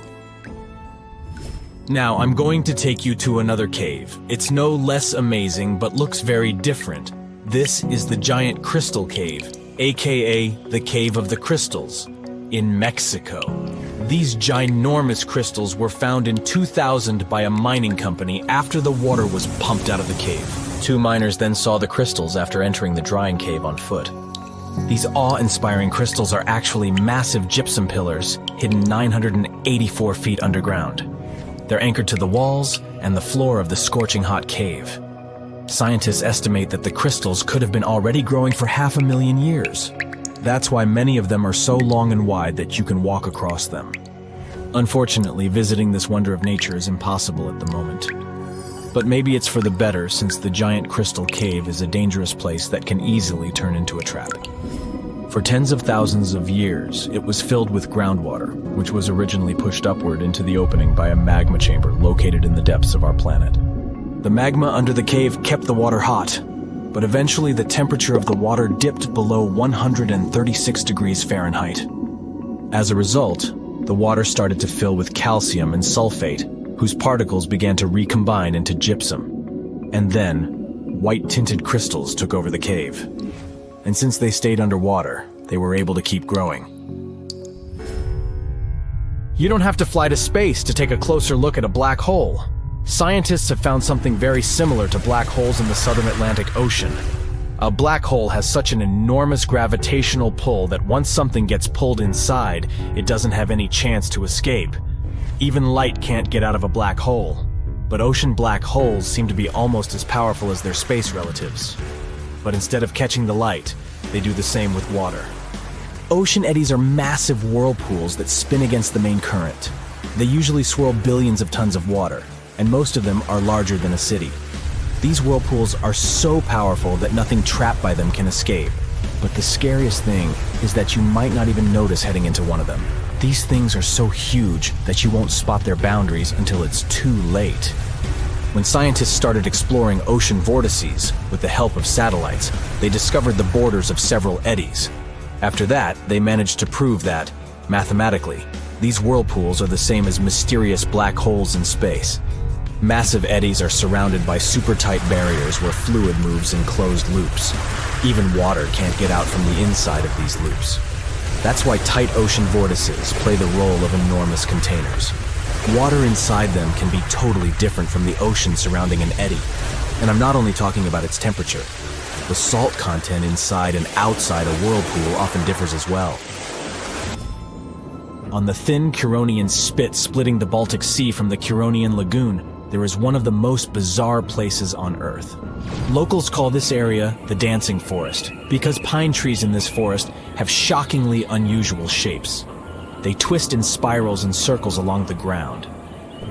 There are some theories why it could be happening, of course. Some people claim that huge amounts of positive and negative energies once clashed in that spot. More down-to-earth individuals believe that the reason is geological. Sandy soil in the area is too unstable to hold trees growing upright. The most popular is the idea that strong winds blowing from the water influence the shape of the trees. In any case, experts haven't come to the final conclusion yet. Look at these underwater crop circles. For the first time, they were spotted in 1995, close to southern Japan's coast. Local divers called these 7 feet wide structures mystery circles. The enigma had been plaguing many minds for almost 16 years until the culprit was finally caught. Imagine the researchers' surprise when it turned out to be a male pufferfish. The fish needs a bit more than a week to build one circle, and the aesthetics are obviously crucial. A male is swimming inside the circle, digging valleys in the sand with its fins. But that's not all. The fish also use shells and corals to decorate particular parts of their circles. This whole build-a-circle thing has a practical purpose as well.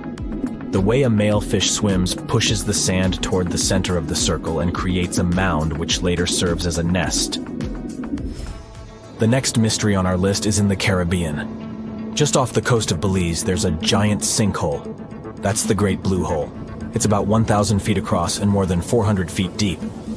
Once, a long time ago, this hole was a cave. But then rising waters filled it, making it collapse in on itself. The deeper you'll descend into the Great Hole's crystalline waters, the darker it will become. You'll see tons of stalactite-filled caves there, but entering them is extremely dangerous, unless you want to get hopelessly lost. Once you reach a depth of 50 feet, you'll notice that the water is shimmering. That's the invisible line dividing the sinkhole's salty top from the freshwater abyss. You might want to turn back right now. Who knows what you might come across in the murky depths. There was an old Amazonian legend that told about the river that was so hot that it boiled. And it was believed to be just a legend until Peruvian geoscientist Andres Russo questioned if the river could be real. All experts denied such a possibility. After all, hot rivers do exist, but only in the areas where there are volcanoes. As for the part of the country mentioned in the legend, there are no volcanoes in that region.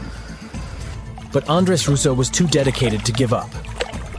And in 2011, he finally located the river from the legends. The water in it was indeed steaming hot.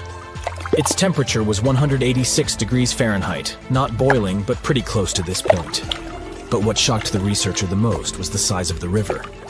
One could think that the almost boiling water was the result of the activity of an underwater hot spring.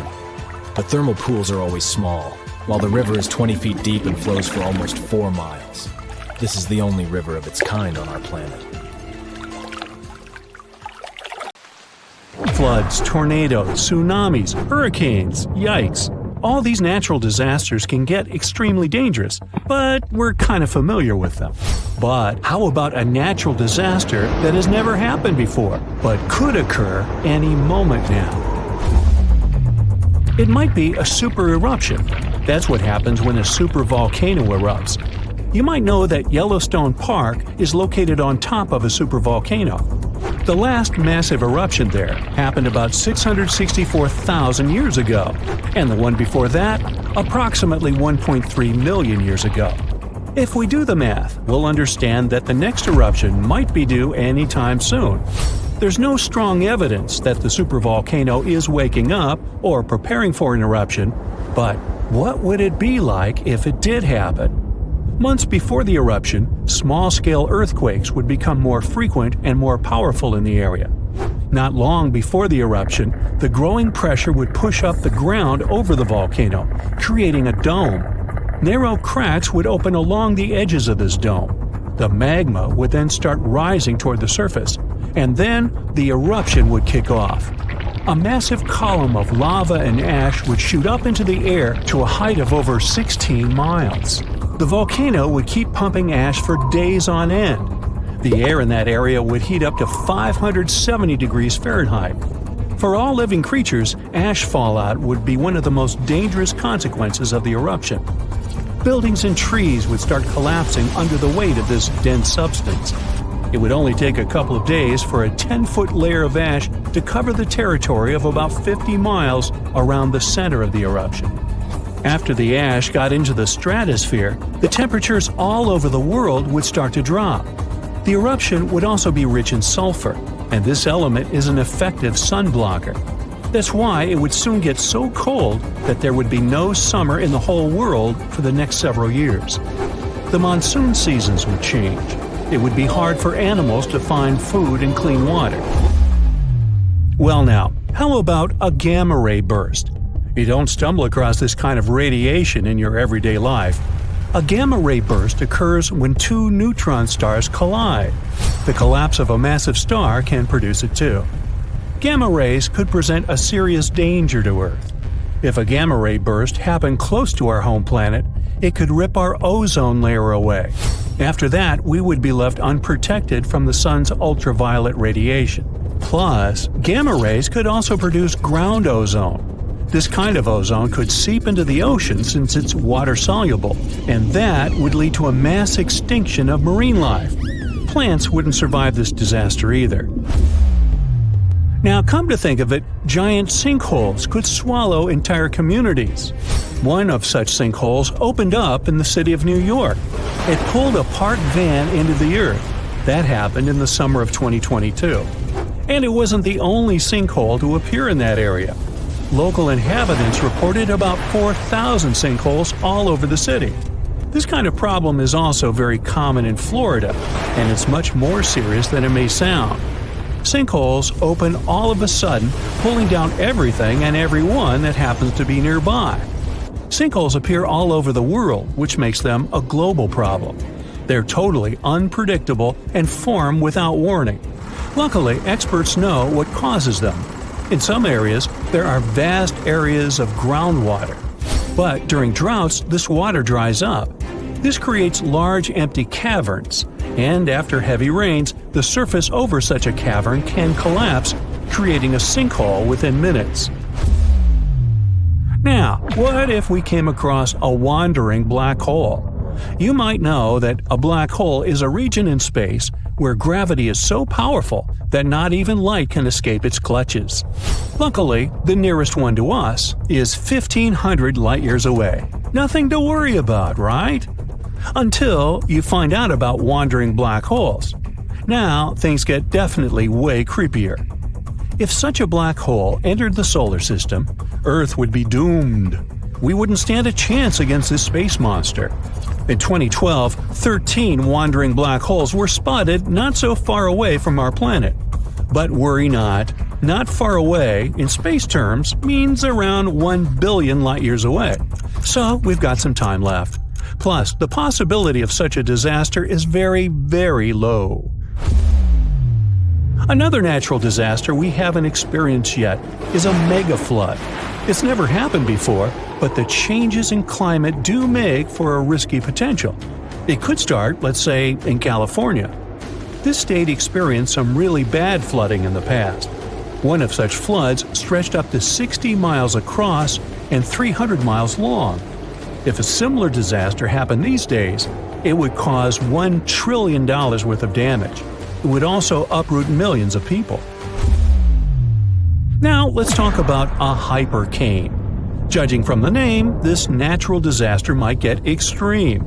A hypercane is a theoretical hurricane of unsurpassed power. It would occur if the ocean became overheated as a result of climate change, or because of a massive volcanic eruption. In any case, these conditions could create a hurricane that would stretch way beyond the lower stratosphere. And as you may guess, regular hurricanes don't do that. The hypercane speed would reach 500 miles per hour. The pressure inside would be low enough not to let the hypercane to wear out as quickly as other hurricanes. The hypercane could last for weeks on end. But the worst thing? It could damage or even destroy part of Earth's ozone layer, and the hole could be the size of the entire North American continent. Now, this disaster did happen before. About 66 million years ago. I bet you know what I'm hinting at. Yep, that very meteor that supposedly wiped out dinosaurs off the face of the Earth. This 7-mile-wide space visitor was traveling at 67,000 miles per hour. As a result of the collision, 75% of all life on the planet disappeared, and winter reigned on Earth for 18 months. Want to know a secret? Meteors strike Earth all the time. Even more of them barely miss our planet. But it's also very hard to predict meteor strikes. Scientists miss a lot of them until they just nearly miss us. That's why experts are working on an early warning system that could prevent disasters. It could make meteor impacts less catastrophic, or at least allow people time to evacuate. It could also be our very own sun that would be responsible for another natural disaster. I'm talking about a massive solar flare. On the scale of damage to society, few catastrophes can compare to this event. It wouldn't destroy buildings like a tsunami or an earthquake. Neither would it end lives in the same way a supervolcano or meteor would. But it would cripple our entire way of life by destroying the whole electronic infrastructure of Earth. The cost of this disaster would reach trillions of dollars. It'd cause other infrastructures to fail. Communication, medicine, transportation, banking systems, those would tumble like dominoes, and it would be incredibly hard to recover them. Earth would be left without electricity for years. There would be no electric light, no computers, no phones. Water supply systems would be out of order. There would be no food in supermarkets. There would be no electricity, and people wouldn't be able to reboot the already broken power grids. In 1859, people all over the world woke up in the middle of the night. It was as light as during the day. The skies were illuminated with auroras, red, green, purple. They appeared even in the regions where no one had seen them before, like the Bahamas, Jamaica, or Hawaii. Telegraphs got electrically charged, even though they were disconnected. In many areas, fires started. That was when technology barely existed. But imagine the avalanche of problems a solar flare could cause today. Okay, it's pop quiz time. What's the strongest river in the world? The Amazon? Pfft, rookie guess. No, really. The mightiest river isn't on land at all. It's underwater, and it's called the Antarctic Circumpolar Current, or ACC for friends.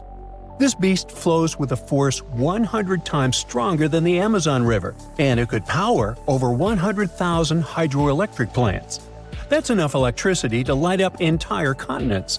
But this underwater juggernaut doesn't just flex its muscles for fun. It's the planet's ultimate multitasker. The ACC is Earth's thermostat, carbon vacuum, climate stabilizer, and oceanic superhighway all rolled into one. But here's the not-so-fun part. Scientists have spotted a serious red flag. The ACC is slowing down. And not just by a little bit. We're talking up to 20% weaker by 2050. If this trend continues, we're looking at climate chaos that could make your worst Monday feel like a day at the spa. So, maybe time to panic a little? Well, hold on. So what is the ACC anyways? To learn more about it, we need to dive deep into the ocean, figuratively. The Antarctic Circumpolar Current is the only ocean current that flows all the way around the planet, hugging the cold continent of Antarctica like a belt of water. Unlike other currents that get tripped up by continents, the ACC has a clear racetrack, nothing but open ocean, so it flows uninterrupted through the Drake Passage between South America and Antarctica. It moves an astonishing 3.6 billion cubic feet of water per second. That's so much water we couldn't find anything to compare it to, sorry. The ACC is driven by ferocious westerly winds, moving eastward to connect the Atlantic, Pacific, and Indian Oceans into one continuous supercurrent. It also plunges into abyssal depths, connecting shallow, intermediate, and deep waters into one giant, swirling blender of oceanic energy. Now, to put it simply, it may be too late for that, but I'll try. The ACC is the glue that is keeping all of our planet together. It plays a starring role in the thermohaline circulation, or global conveyor belt, if you don't want to sound lame. This is the system that redistributes heat, carbon, and nutrients around the globe. To make it all work, the ACC pushes nutrient-rich deep water to the surface in a process called upwelling, feeding plankton, krill, whales, and eventually sushi on your plate. That means if you love seafood or care about ocean food chains at all, you should really start paying attention. Without this nutrient cycling, marine life from the bottom to the top of the food web suffers. Now, here's the cool part. While it's busy playing waiter to the sea, the ACC is also doing our laundry. Well, sort of. It absorbs massive amounts of carbon dioxide from the atmosphere and stores it in the deep ocean, locking it away for centuries. Think of it like Earth's giant carbon vault, no password required. It also helps regulate the weather. Without the ACC pushing heat around the globe, Western Europe would be 50 degrees colder. That means Paris would feel like Siberia, and Londoners would have to trade their umbrellas for snowshoes. The current helps maintain the temperature balance between the hemispheres, stabilizing wind patterns, rainfall, and ocean temperatures around the world. Even hurricane patterns could change because warm ocean surfaces are a key ingredient for cyclone formation. Mess with the currents, and you might be dialing up stronger, weirder storms. So, why is it slowing down? Well, of course, the answer is humans. You know those ice caps that are melting? Well, in Antarctica, where our friend the ACC lives, there's so much ice that if all of it melted, the Earth would rise more than 200 feet. That's taller than Cinderella's castle. What's worse, 60% of all the fresh water in the world is frozen in that ice. While that much water melting is already terrifying, it's the freshness of the water that really messes things up.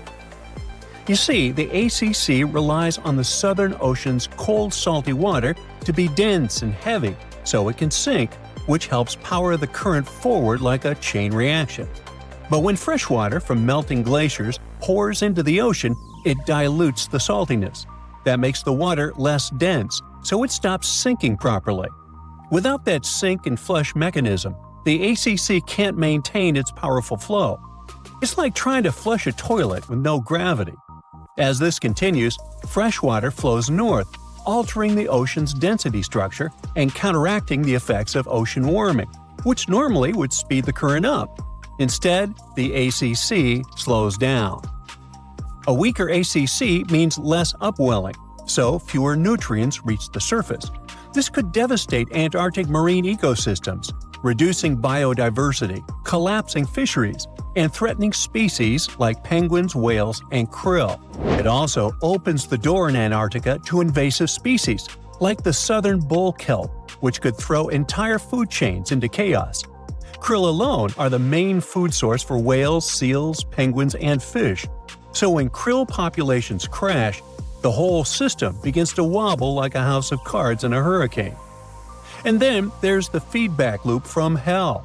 As the ACC weakens, more warm water can sneak southward, reaching Antarctica and melting the ice even faster.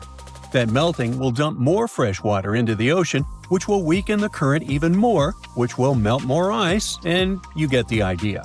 It's a vicious cycle.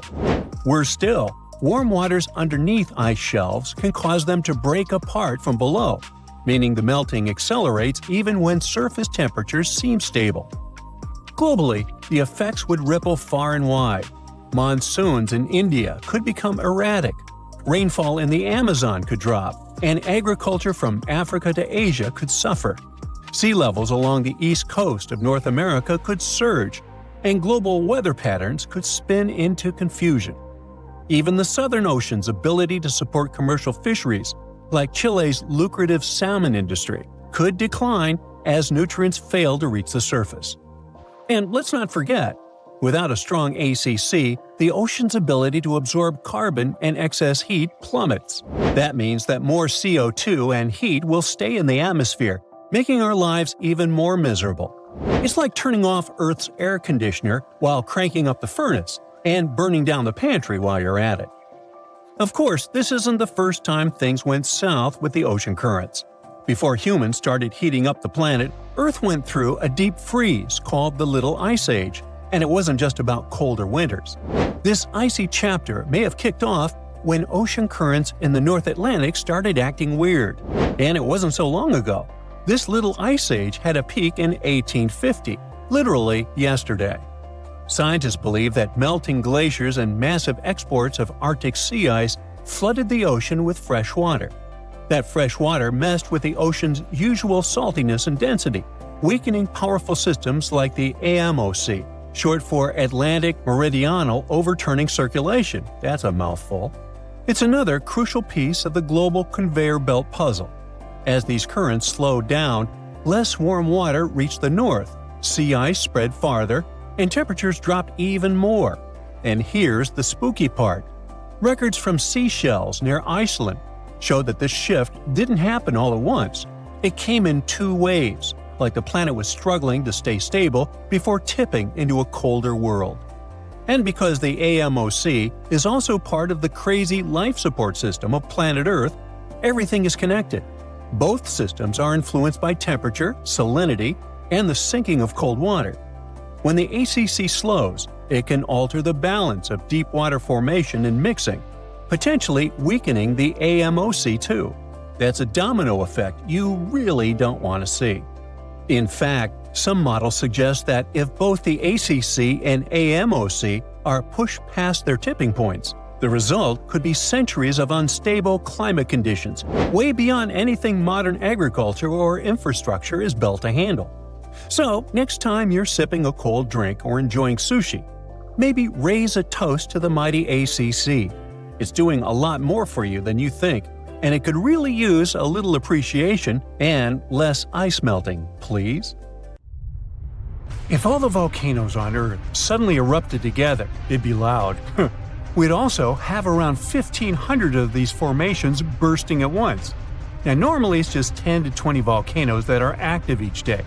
But what would the world look like if they all blew their tops simultaneously? Geologists think it wouldn't be pretty.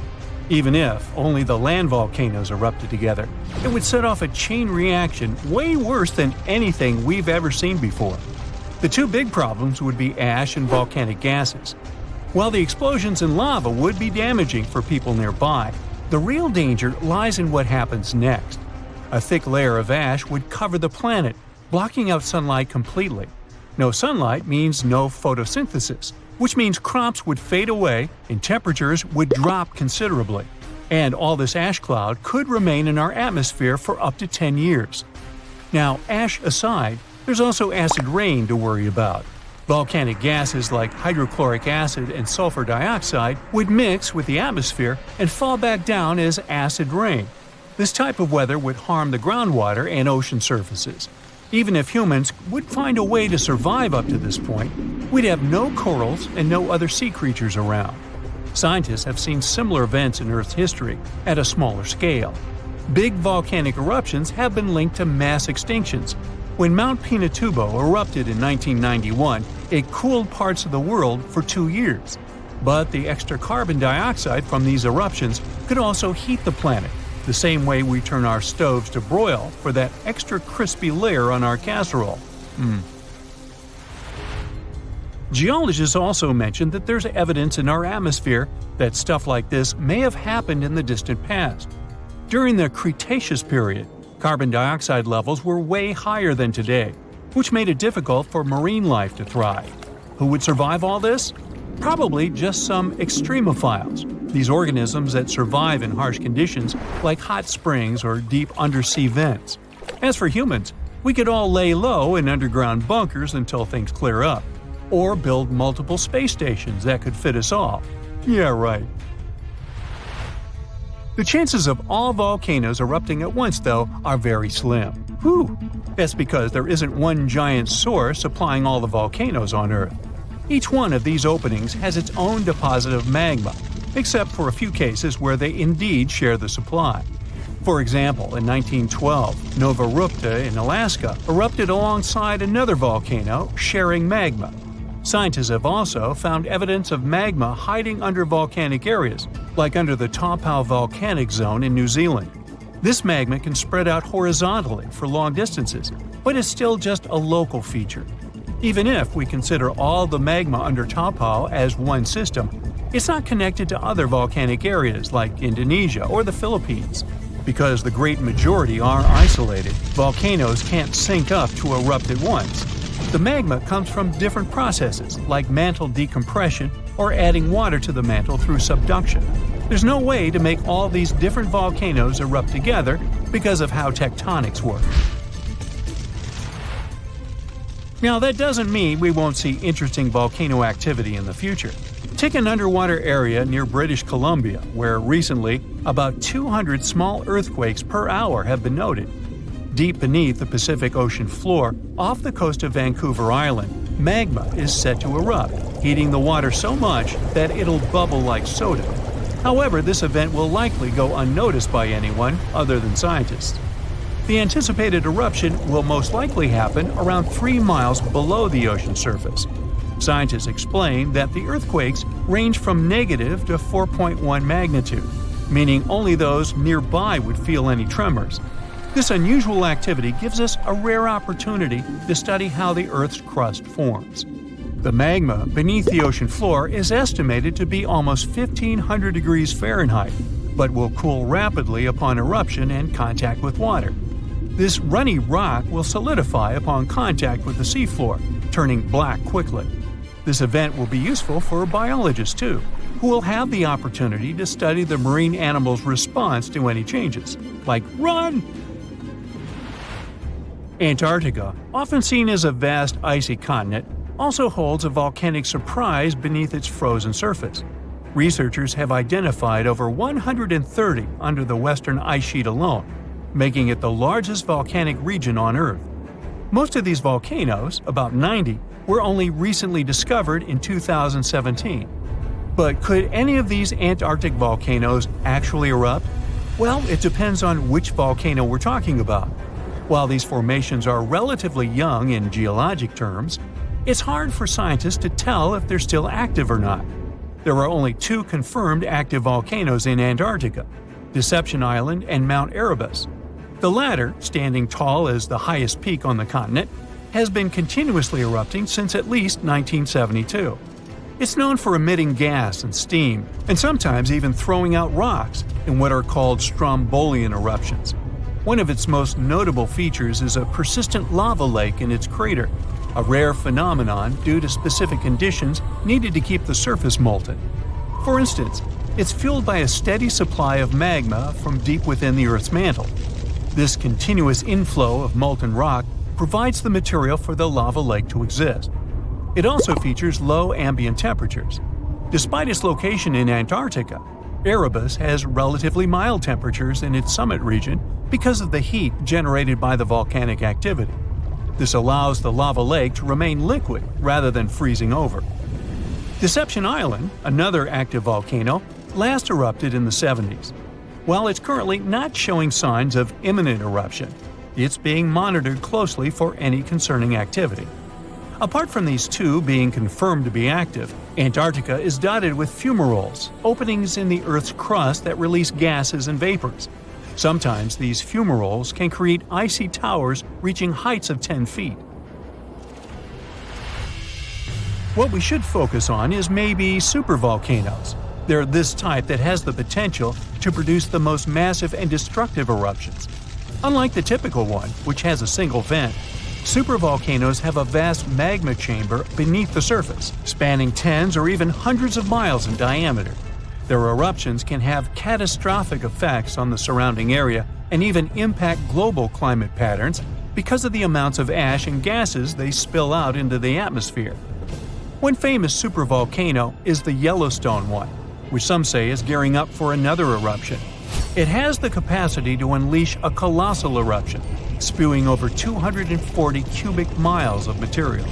As much as we'd like to predict its behavior, volcanoes don't stick to a calendar.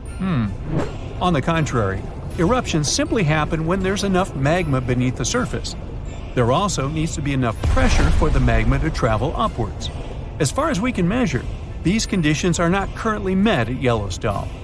Sure, many volcanoes operate on a cyclical pattern, but that doesn't mean Yellowstone is overdue. In fact, Yellowstone has had just 3 major eruptions over the past 2.1 million years. Also, the term supervolcano refers to the formation's size, not necessarily how fussy it is. Yellowstone's monitoring is extensive, tracking seismicity, ground deformation, thermal emissions, gas, water chemistry, and surface changes. Signs of an eruption would include thousands of earthquakes over a short period. We'd also see deformation on the ground and weird gas emissions ahead of time. Stable, as it might look like for now, the consequences of it having a major eruption could look ugly. Ash dispersion could blanket a 500-mile radius, potentially disrupting Midwest agriculture and clogging waterways. Ash and gas emissions into the stratosphere could induce global climatic effects, making our planet colder for several years. And yes, we've seen some research that it shows there's more liquid molten rock under the Yellowstone volcano than scientists believe. But that doesn't translate to imminent danger. It's 9:59 a.m. when a man is jolted awake in his bed by a powerful, mysterious force. While he's trying to figure out what's going on, a giant 100-foot-tall column of water is already surging toward his hometown.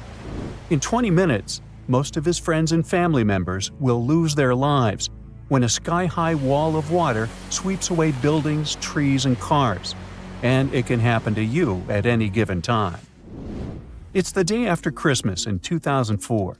Thousands of tourists from Europe and America are enjoying tropical beaches in Thailand, Sri Lanka, and Indonesia when a powerful undersea earthquake strikes off the western coast of northern Sumatra, Indonesia. It's a 9.3 magnitude earthquake, the most powerful ever recorded in Asia. It triggers one of the largest tsunamis in history, the Boxing Day tsunami, which will take the lives of 230,000 people within a few hours. The city of Banda Aceh in Sumatra, Indonesia, home to 260,000 people, is the closest to the earthquake's epicenter. In less than half an hour after the quake, huge 10-story tall waves crash into the city. More than 60,000 people lose their lives immediately. The destruction is so severe that almost no one in its path survives. Next, the tsunami hits Thailand. The waves, rushing at a mind-boggling 500 miles per hour across the Indian Ocean, reach the shores of Phang Nang and Phuket about 90 minutes later. Despite such a significant time gap, both locals and tourists are caught totally off guard. Many beachgoers even walk out onto the beach, curious about the strangely receding sea, only to be overtaken by a towering wall of water. Nearly 5,400 people, including 2,000 foreign tourists, won't survive that day in Thailand. An hour after Thailand, the tsunami hits southeastern India near Chennai. Debris-filled waves push miles inland, taking the lives of more than 10,000 people. Sri Lanka faces even worse devastation. The island will lose over 30,000 people, and hundreds of thousands will become homeless. The tsunami's incredible strength is evident even far away. 8 hours later, it claims its last victims in South Africa, 5,000 miles from the quake's epicenter. There, rogue waves catch swimmers off guard. Researchers from NOAA's Center for Tsunami Research explain that the destruction was due to the sheer power of the earthquake. It originated from a megathrust fault. That's where heavy ocean plates dive beneath lighter continental plates. These faults are the largest in the world and lie underwater. The 2004 earthquake ruptured a 900-mile stretch of the Indian and Australian plates, 31 miles beneath the seafloor. Plus, instead of one quick jolt, the quake lasted for 10 minutes and released an unimaginable amount of energy. During the shaking, massive sections of the seafloor moved upwards by 130 feet. That's a lot. Such a sudden movement set colossal waves rippling across the ocean. Imagine it like dropping a massive pebble into the water. The thing is, tsunami waves aren't like those surfing waves you may imagine. No, they look like a fast-moving whitewater river that floods everything in its way. If you get caught in those raging waters, it's almost impossible to survive. If the powerful currents don't pull you under, floating debris will. That's the reason why, during earthquakes, there are usually many injuries and fewer lives lost. With tsunamis, it's the opposite. There's way fewer injuries than fatalities because it's too hard to survive. Catastrophic tsunamis like the one in 2004 are rare. That's why India and Sri Lanka had no record of such disasters. This lack of experience, combined with the absence of warning systems, made the consequences of the disaster even more tragic. People didn't feel the earthquake because they were far from the epicenter. And with no natural warning signs, no official alerts, and no history of tsunamis, the waves that hit crowded coastlines had devastating effects. By the way, the Pacific Ocean, the largest ocean on Earth, is where most earthquakes and tsunamis occur. Locally damaging tsunamis strike somewhere in this ocean about once every 1 to 2 years. 76% of the recorded fatal tsunamis happened in the Pacific, and 99% of tsunami casualties are caused by local or regional tsunamis, which occur more often and hit quickly. But then a question arises: could a tsunami as devastating as the Boxing Day one happen again? Unfortunately, the answer isn't very straightforward. A warning system has indeed been established in the Indian Ocean. Its goal is to alert coastal nations of potential tsunamis. But human behavior is still a critical challenge. This became clear during a real-life test in 2012. That's when many residents of Banda Aceh, Indonesia, simply ignored evacuation towers after a tsunami warning. People never seem to learn, huh? The Indian Ocean Warning Network uses undersea pressure sensors placed near tectonic plate fault lines. These sensors detect any changes and transmit data to surface buoys, which then send it via satellite to control centers on land. Authorities analyze the information and decide whether to issue warnings and evacuate at-risk areas. Aceh, located on one of the world's most active fault lines, implemented additional safeguards. They installed sirens in coastal cities, and people get alerts on their cell phones. Plus, there are evacuation towers, reinforced concrete structures capable of holding 500 people. They are special safe zones. Authorities did test how well prepared people were. In 2009, 18 Indian Ocean countries participated in an evacuation drill, simulating a large earthquake. Thousands of coastal communities took part in this drill, and officials concluded that the exercise had been a success. Fast forward to the system's first real test in April 2012. An 8.6 magnitude undersea earthquake west of Aceh triggered tsunami warnings. And even though there were no significant waves, the whole situation revealed critical flaws. Many residents ignored evacuation towers, choosing instead to flee by car or motorbike. This led to citywide traffic jams, with people getting stranded in areas vulnerable to a potential tsunami. It was chaos.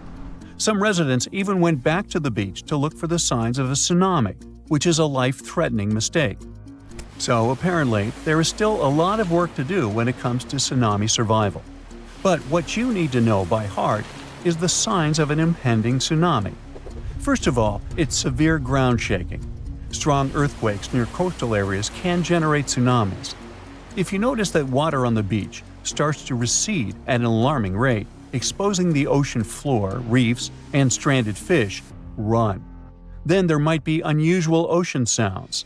Keep in mind that a loud roaring noise, resembling a train or jet engine, may accompany an approaching tsunami. If you notice any of these warning signs, do not wait for official evacuation orders. Leave low-lying coastal areas immediately and move to higher ground as fast as possible. If you're at home, make sure your family members know about the tsunami and follow official guidance. You should remember that locally generated tsunamis may strike within minutes. You have to act quickly. If it's a distant tsunami, you may have more time to evacuate. If you don't have an opportunity to move inland, hide in high reinforced concrete buildings. Avoid staying in small buildings or homes in low-lying areas. If you're on a boat, stay offshore. Tsunami activity isn't as dangerous in deep water, so avoid returning to port during a tsunami warning. If you're already in port, check with harbor authorities for guidance. If it's possible to move to deep water, do it in an orderly manner. It may be safer for small boat owners to leave their vessel and move to higher ground. And always, prioritize moving to higher ground over saving your belongings. If you live in a coastal area, you can take some measures to protect your property in advance. Since most tsunami waves are under 10 feet, you may consider elevating your house. It can reduce damage. You can also consult an engineer to assess and reinforce your home. And finally, don't forget to protect outbuildings too, and create fences that will allow animals to reach higher ground.